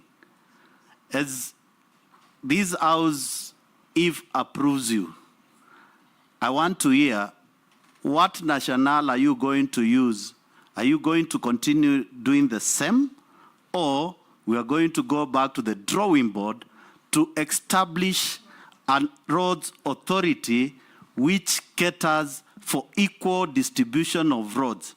Whereby, if you look at right now, Mr. Davis, after the current rains, even the existing roads have extremely been damaged. And I know very well, You talk to Kera, you talk to Kura, you talk to county governments, you talk to Kenya, no budget to redo those roads. Not even, we are crying for new ones. The existing ones, which can spur this economy by transportation of goods, there is a problem. I want just to hear from you as the new CS once approved. What is your vision on this lacuna of the Constitution? Davis? Speaker, I think Stephen makes a profound point, because I look at Kenya Road Boards Act 1999, I look at Kenya 2007, I look at KERA 2007. So the legislation was done before the new constitution. We need in line to harmonize and ensure that the articles, or rather the law is in line with the constitution. But more importantly, Chair, again, the same question from Mule, is that we raised about 70, last year or the current year, we raised 79.9 billion on the road maintenance levy. And we do see fairly well-maintained highway courtesy of this road maintenance levy. There should be no reason why the Kera portion or the Kura portion for the urban, as much as it is supporting the national highways to maintain good infrastructure, does not cover all the areas of Kenya equitably, to the extent that a road is classified, it belongs to that class. There is, again, reclassification is another thing we need to talk to. But certainly, with the funding in road maintenance, we'll need to sit down together and ensure that we are able to maintain all our roads. I think the support from the road maintenance levy, to me, it seems to be fairly good. And to the extent that it seems to just be a distribution challenge, and we'll need to sit down and work together on that. Thank you. Naisula? Thank you, Chairman. I just want to put it to the nominee that in case he's approved, the docket that he's going to, Kenyans perceive it to be very lucrative. I don't know why, but that is the feeling out there. And one thing is that Kenyans, we have an insatiable appetite for kickbacks, you know, in most of the things. And I'm aware that in the last regime, we lost Qatar making JKIA their hub to Rwanda. And most of the time, the people who come to our country wanting to invest here, they say it is because of kickbacks. You're saying we lost it because of kickbacks? I'm saying because Qatar. I'm saying because the allegations that mostly when investors want to come to Kenya, we ask them for crazy kickbacks. And people then leave the country, they go to countries like Ethiopia, to Rwanda, and if they invested here, I am reliably informed that they were going to do for us another, the second terminal. We would, you know, so instead of the kickback, we would have gotten investment. They would have helped us with infrastructure of even the existing one. I want to just ask. Chair, on a point of order, you know, we are also getting information that we didn't know. Honorable Nesuda said in the last regime, did she mean the outgoing cabinet secretary who the honorable... No, the previous... That is not a regime. I thought she meant the regime in the ministry. No. So is the outgoing, the former regime? Yes. I know where you're going with that. I am a very objective legislator. Yeah. And so allow me to ask this question. Where you were the chair budget. Anyway, let me carry on. And so, in case you find yourself in this office, and we have people, for example, like Emirates, we have people like Etihad, or others who would want to come with the same offer. to our country. I would like to get your view on what you think of such partnerships, which for me I think would be beneficial to our country. It is on the same thing that I've been pushing for the non-motorized transport, where we take care of our cyclists, where we take care of our pedestrians. We cannot be having roads for the minority who are driving, and then our people who are walking and cycling, who are the majority, are squeezed at the corner of the road, and we are killing them every other day on bicycles. But the argument is that the money is not enough for it, because we have enough money for kickbacks when you get a road, but you don't have money to do the footbridge and also to do the pedestrian. Lastly, is that I just want to pick your view on loans versus development. You know, we're asking for roads, and then where do we get it? You know, your view on whether, you know, we'll still have capacity to do loans. Mr. Speaker, allow me, this is a question from someone whom I think it's an important question, where someone is asking that I ask the nominee, in case you find yourself in the office and you find out that the start times, which monitors SGR in real time from it actually, and he's confirming that he has seen it, SGR monitors, start times monitoring SGR in real time from its headquarters in Beijing.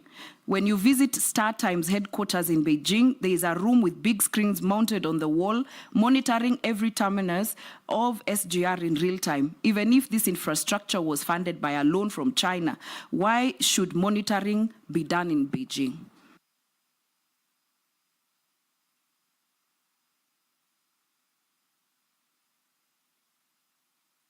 I thank you, Speaker. I think mine will be in the form of a comment. And the nominee, I don't know whether you know the area you are going. The area you are going is a people's area, is MP's area. It's almost like a market, because roads touch on everybody in this country, and therefore it's a critical thing. So my only comment to you, nominee, hearing from a lot of members of parliament who told me to bring up this issue, is about your availability, about your accessibility. People cannot get you in the office. People cannot call you and receive their calls, particularly MPs. And therefore, I think you need, I don't know what you will tell this committee. If you are approved to become a CS, please go and work on that part of your skill so that you can be able to be accessible to as many leaders as possible. Thank you, Chair. That comment, which I hope the nominee, if favored, will take into account. Gikaria, the last one. Thank you, Chair. Chairman, sorry. Kenya is strategically located for purposes of, the landlocked countries, Uganda, Rwanda.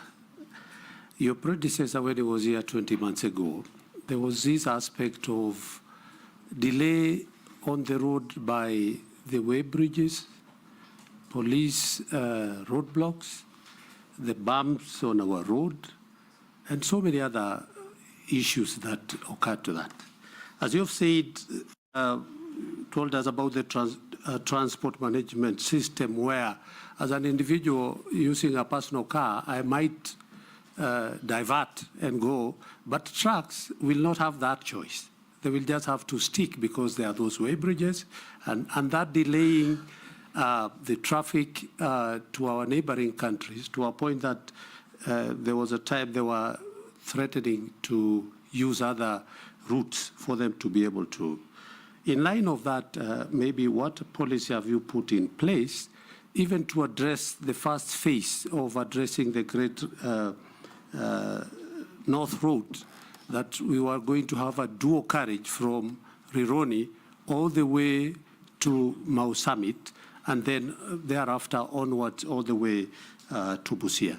So maybe, and by that time, the minister had indicated that the dual carriage would be starting, I think, in a year ago, but it has not started. Secondly, the economic survey of 2024. In 2023, the road carnage accidents, 9,960 accidents, 4,324 lives lost, 10,762 serious injuries, 7,799 minor injuries. What policy are you going to bring in to address the road carnage and road accident in the country? Thank you, Chairman. Thank you. Davis? Thank you, Speaker. Let me start with Naisola's lucrative nature. I think I did say, Chair, with the risk of repeating myself, that if you have a good framework, a good term sheet, which does stipulate the boundaries under which we are willing to allow investors to leverage and get reasonable return on their investment. And because the PPP Act of 2021 do allow competition, even when it's a privately initiated project, if before the closure of the project, Qatar comes and puts in another privately initiated project, and if the rates are more competitive, it should be good for our economy. And therefore, it's just a question of what I earlier said, fidelity and leadership, fidelity to the law and leadership at the ministry, so that even as we run PPP, can we run PPP in a more competitive way and ensure that even as we seek these people to come in because of the very tight headroom, that we are not able to develop some of these infrastructure facilities to grow our country, we do have a very clear return on investment that is allowable. In the energy sector, we only allow 12.5% for every power generator on internal rate of return on equity. We do not allow a share debt equity of more than 25.75 because debt is cheap. And we really should be able to work on an economic model. And if we get a second investor who is more competitive, because the PPP Act allows competition, we should be able to address that and ensure that we give the best for our country. In terms of, I don't know whether I'm too brief on that, but let me go to the non-motorized. Yes, we need to have pedestrian-friendly roads. When those of us who like running from the Rift even look for where to jog in the morning, we find that we are either running with the vehicles on the road, and therefore, Chairman, we can have more people even walking to work if we have got good pedestrian, really side walks, and even support the health for those of us who like to walk or run in the morning or in the evening. The loans versus development, there's a very interesting scenario I found while reviewing the notes on this loan versus development. When we borrow in the energy sector, we do subsidiary agreements to on-lend the loan to a place like Kengen, and therefore they repay the full loan. When we did a loan to the railways, they took the asset and left the liability at the treasury. And so these are some of the things we need to see whether we can really have our state agencies working more profitably, having the asset and having the liability, and not just having the asset, sweating the asset and making losses while the liability is being paid by the National Treasury. It's a bit, some of the things we'll need to look at more critically. But more importantly, on the area of the railway, the ports, can we build synergy? Let me just give a very quick thoughts, which I look at the fact that they are all under the ministry. We get the port with its challenges of clearing the container. The container then moves to Mariakani to be loaded onto an SGR, which is under different management.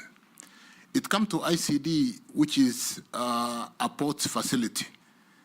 And whether it's going to ICD Nairobi or going to ICD Naivasha, it is changing hands, and the slag in those changeovers. And the fact that today, for what I've reviewed, the Kenya Railways is handling 10 to 20% of the cargoes. Does not add up. We need more synergy between Kenya Railways. Is that a lamentation, or you are preparing to tell us what you... I'm answering one of the questions which was asked in terms of how are we going to have a more seamless working together as a roads and transport ministry and being able to build synergy? How will you do it if approved? That is the big question. That is the answer, Chair. I'm saying we really will work to ensure that they work more closely together, and we should be able to grow the luggage coming out of the port to the railway and being able to make those kind of profits rather than transporting. Chair, let me use again an example and allow me to do this. Pipeline, which is a transport facility, when Uganda decided to borrow from Kenya, the G2G, and Zambia is currently borrowing, we did not allow them to use the road. We said we've built a pipeline. We cannot be stressing our roads when there is a pipeline for transporting products. So my point is, we really need to build synergy in the transport sector so that an excellent idea. We have an better interworking between Kenya Ports Authority, Kenya Railways, and the intermodal kind of traffic movement, where when you are in the UK, if you bought a train ticket, it is used on the bus and it is used on the taxi. There is no reason why we cannot quickly move to that. The next, which I want to answer very quickly, is the control center for our SGR, which is out there. There is no reason why we do not. We have a national control center for our electricity movement of electrons across the whole country. And when you sit in Dandora National Control Center, even some of the challenges and where the blackout is coming from is visible in one room like this.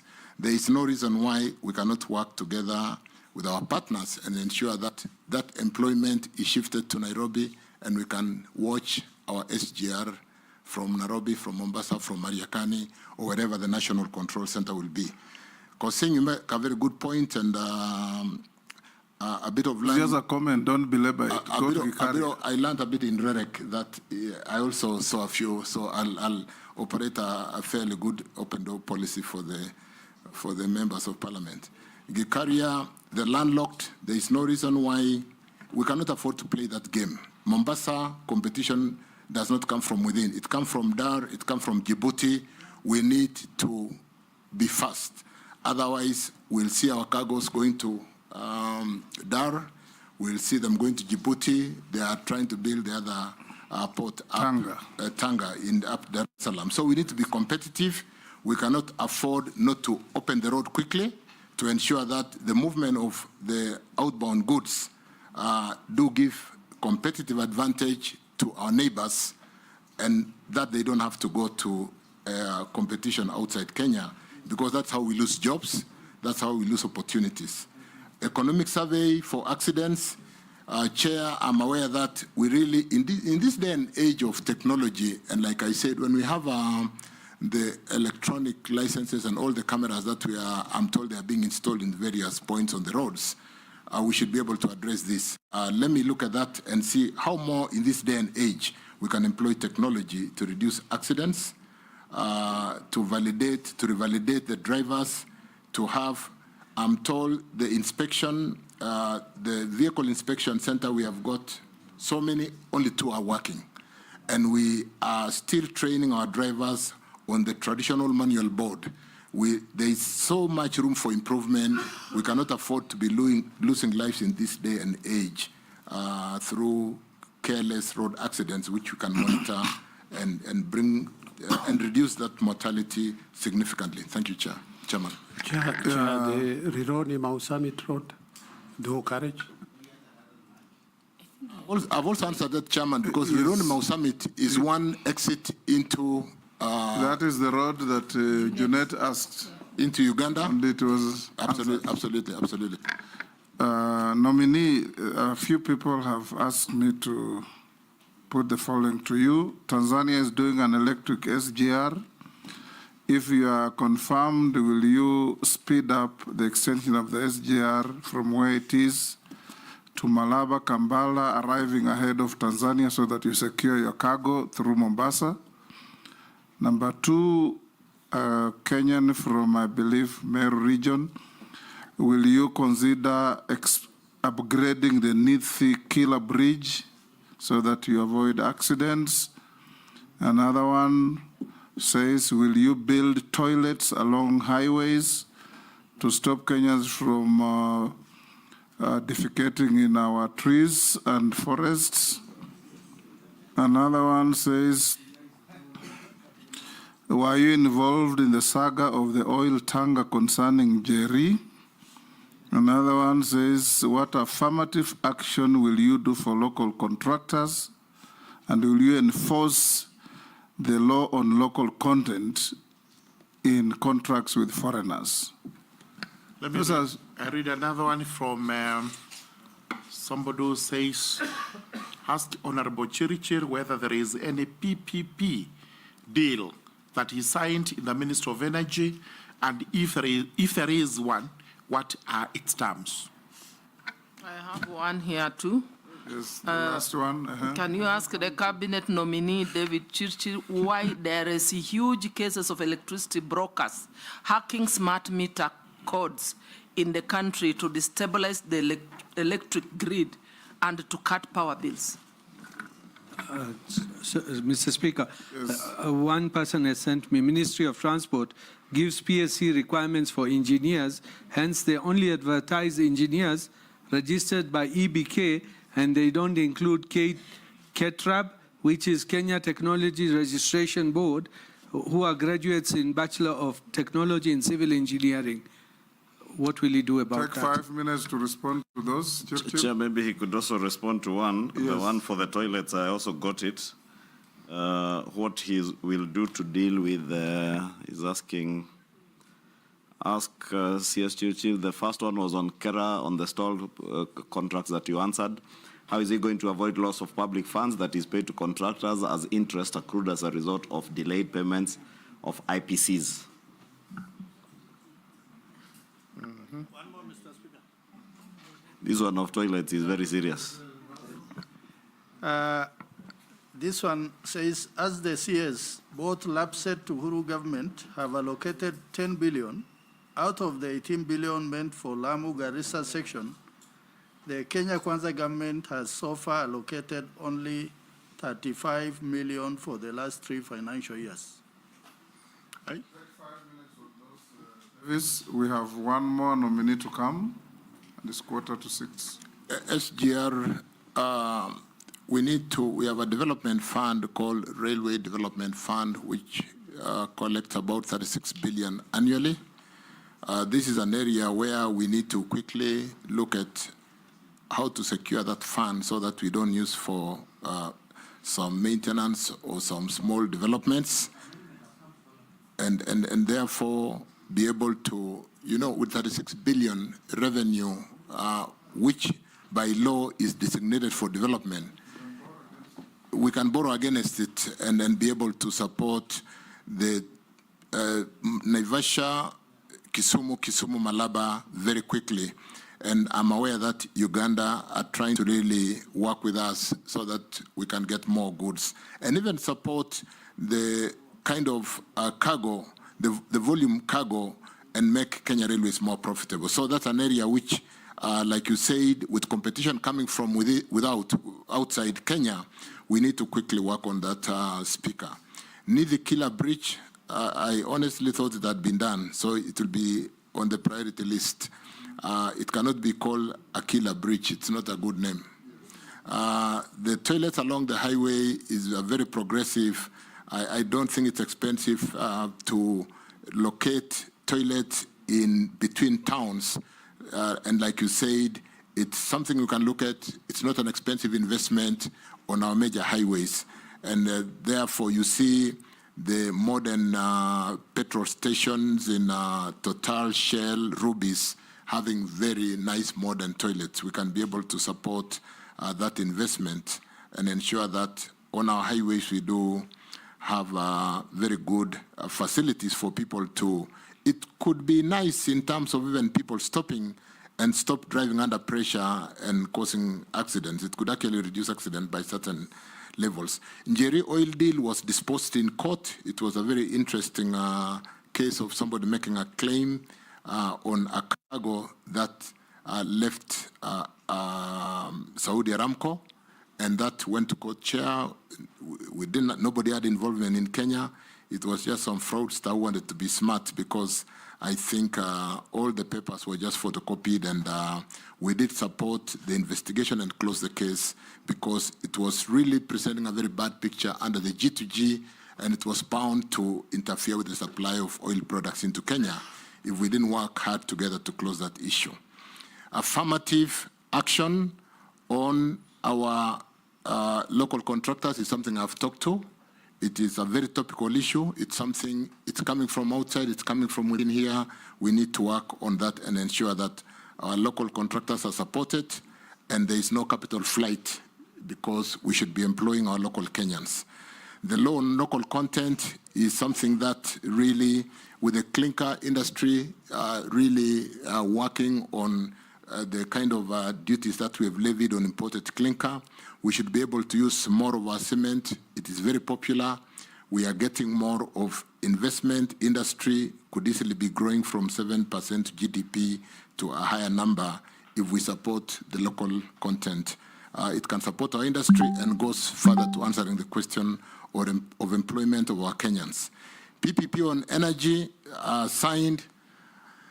Let me say, PPP on energy, I would actually dare say all IPPs are PPP. They are. Only that the law came much later. But the power purchase agreement that is signed, you develop a power plant, we sign to buy your product for 20, 25 years. We give you a letter of support. We give you now we are using the ATD. We've got a very innovative trade insurance which can help us to forestall having to address the headroom of borrowing on or liability on government balance sheet on what we call the partial risk guarantee. So we are now using the ATD, Africa Trade Insurance Facility, and therefore, yes, there are many PPPs in energy. We have a very clear framework under EPRA, like I said, a term sheet, which dictates what is allowable to be able to have the tariffs right. There's a long waiting list of power generators. There's a long waiting list of people who want to build transmission networks. And unless we get the correct return on investment in line with our term sheets as developed by EPRA, it would be expensive to the economy. So we are working on that. Yes, we have a number of them, but there are none signed lately. You do know, Chairman, that Parliament did put a moratorium on power generation. And we're beginning to have a concern on whether we will not be load shedding by 2027, because I said we're currently developing power for 2027, 2028. And with a moratorium sitting in Parliament, we could be looking at a load shedding unless we work together. So that's just a side comment. Interest on delays. Interest, let me get from Ichungwa the interest on delay. I didn't get that properly. Asking.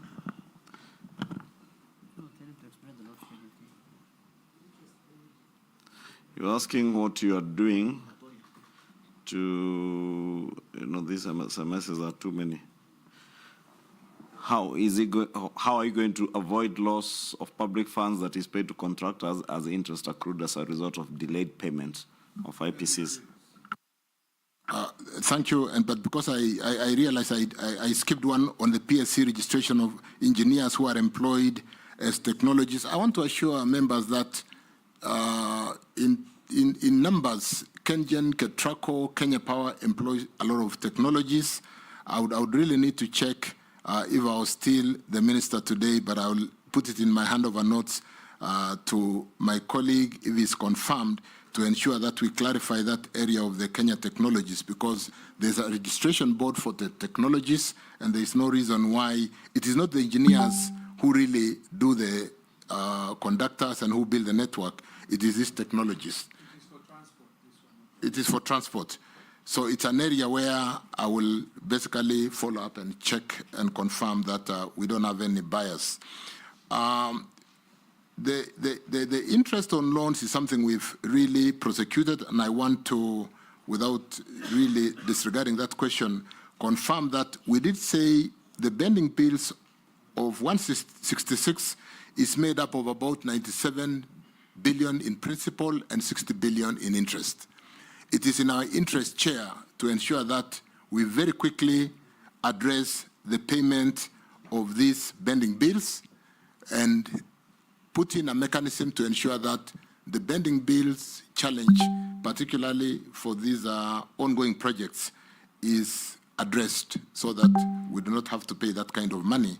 And I agree it is a loss to the economy having to pay. By the time we finish building those roads, this is part of the cost, and the road moves from 200, 300 million because of interest and penalties on delayed payments. LAPSET, Russell, what was the question on LAPSET? During the Kibaki government, it was 10 billion. Then they reduced from 18 to 10 billion. But now, over the last 2 financial years, there's only been 35 million. I think LAPSET framework was meant to be a PPP corridor, as it were, and we did 3 parts where we invested that money to do the 3 parts which are ready. And that's why, Speaker, I said we need to work together to see how to utilize those 3 ports which are complete. We did path of fertilizer which came into the country. We have used it to ship the animals out of the country. We'll need to very quickly spend time marketing the LAPSET corridor. We need, when I talk to the field development plan for the pipeline, it will be following the LAPSET corridor. If we are able to close this field development plan and get the pipeline running along the corridor, we'll need the power lines for hitting the pipeline to run along. We'll need to... Mr. Speaker, I really want Mr. Churchill, you confirm, is LAPSET a PPP or it was a Kenya government project that was co-joined with Southern Sudan and Ethiopia?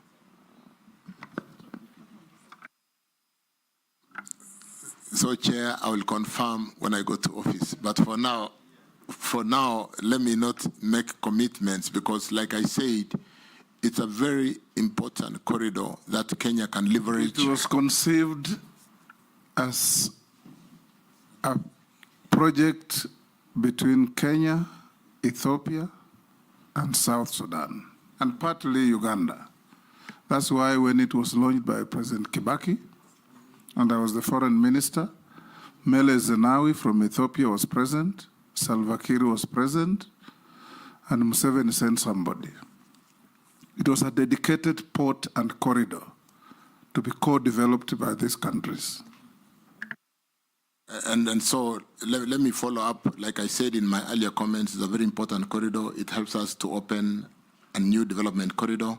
It helps us to have a second competitive port to support Mombasa, which is kind of congested. You know, Changamwe is fairly congested, and helps us to be competitive as compared to our neighbors, given the fact that whereas we are serving significantly Uganda, Rwanda, DRC, northern Rwanda and DRC using Mombasa, Lamu, apart from opening a new development corridor for Kenya, will leverage on South Sudan, Ethiopia, because of the challenges of Djibouti today and South Sudan and the challenge they have using the Sudan to export their products, and even the challenge they have with the pipeline at the moment. Thank you, Chairman.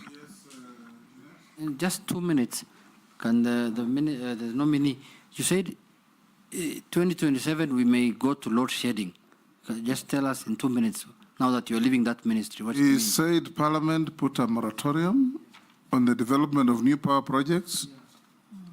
Did you say that? Yeah. Yes. Can you? When I came into office as a Minister for Energy and Petroleum, there was a moratorium which had been put by the executive, and I have since gone to Cabinet to lift that moratorium. But soon, Parliament, through a motion from Jen Gagiri Laikipia, did put a motion and suspended all power plants. What we've been doing lately, with the knowledge that KenGen is fully government, is working on bringing projects to financial close.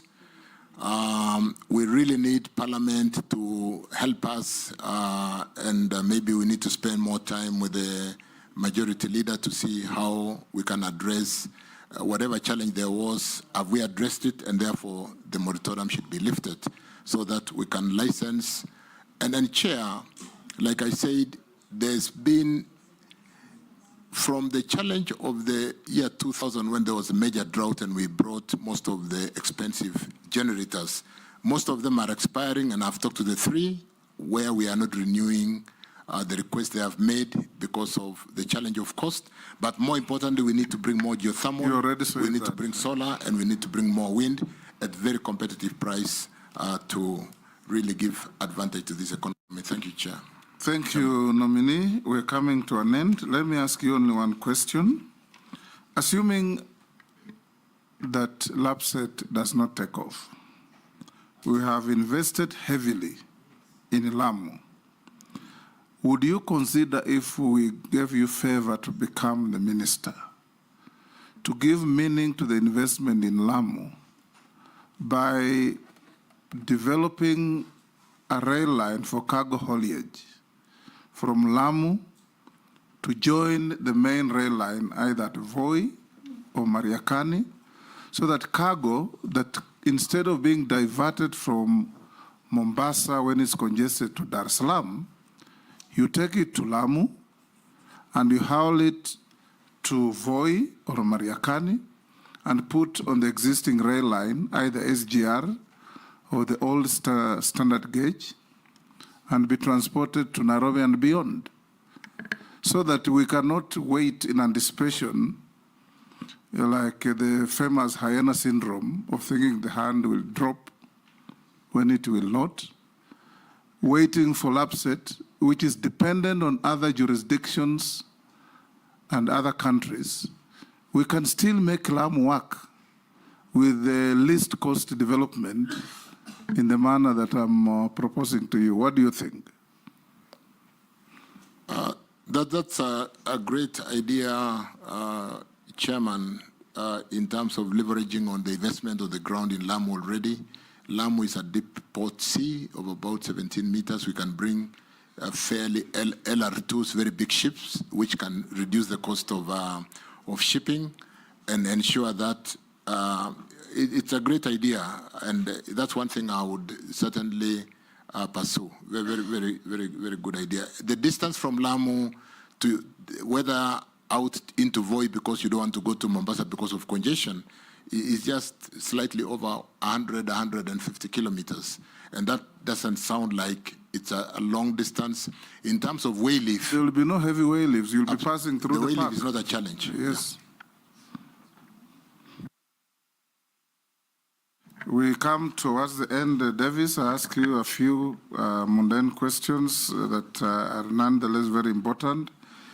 Have you ever been adversely mentioned in any integrity-related report? You already said your name was dropped in Parliament on the infamous list of shame, and it ended and you went back to office. Do you hold any leadership position in any political party? No, Chair, I don't. What is your net worth? My net worth, I'll need to confirm from, I think 500. There's a small addition from what I was worth last time when I came to, let me check the exact figure on my notes as I take the next question. Yes. Check, so you check the next question. We have checked your documents against what we have.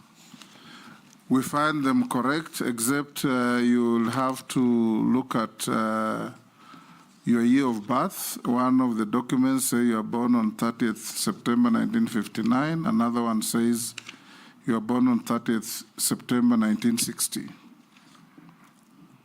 The correct date is 1959. So you should.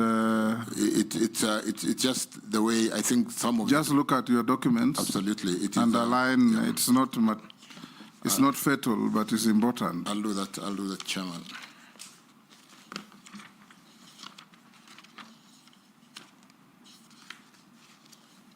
Where is this one? Where is the wealth? Net worth.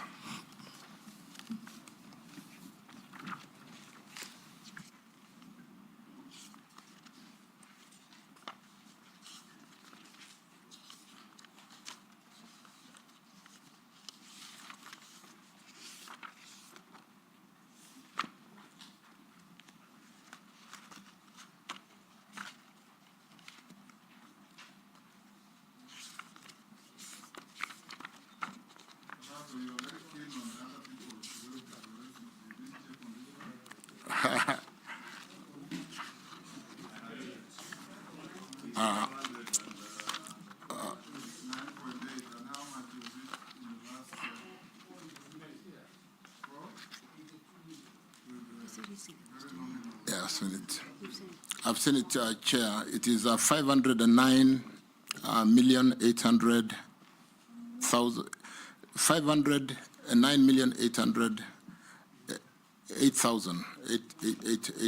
800,000. I think there's been some small growth of about 27.6 million, page 7 of the document, and I filed the document. May I ask the nominee, in his statement of net worth, he has put a house in Spring Valley, valued at 95. Is this a historical valuation?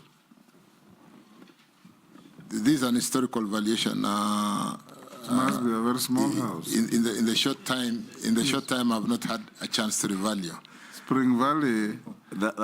I was actually going to offer him to buy it at a better price than this. If half an acre of empty land in Spring Valley is 100 million. Interestingly, Chairman, these are assets we bought when the value was 9 million. So this is an historical value. I'm asking that because this valuation is not accurate and therefore cannot be reflecting your true net worth. Thank you. 95 million if it's for probably 7 or 8 years ago. Anyway, you If have it is had a a house, I nominal suspect. growth, you say? Thank you, Chair. Yes. If you do correct evaluations, even Matundu is in Westlands. Matundu is in Westlands. Yes. It's a flat. Oh, a flat. Yeah. A flat, that's okay. Spring Valley, half an acre empty land is 100 million. So if you have a house on it, it must be much. This is an historical value, Chair. I do agree. Thank you. Yes, that's okay. Yeah, Or but maybe Chair, you I intended think- to dispose the property. But maybe, Honorable Chairperson. We are not valuers, anyway. But Honorable Chairperson, it's probably better to tell the candidates to just say 95 million as at this year, so that because no one is going to go and start doing undertaking a scientific valuation. No. But you can say as at this period. It's okay, Davis. We finish here and we let you go back to your undertakings and wait for the outcome of this process. We wish you well in your undertaking. Honorable members, Chairman, let me thank the entire Honorable House for this sitting, and again reaffirm my commitment to serve. I'm ready, willing, and available to work and address the challenges in this sector. Thank you. Thank you.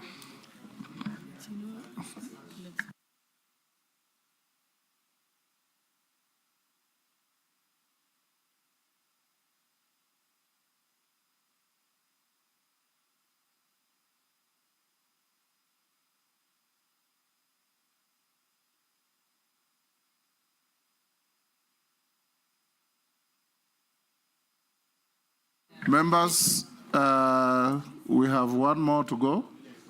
5 minute break. Do a 5 minutes break. Then we start, order members.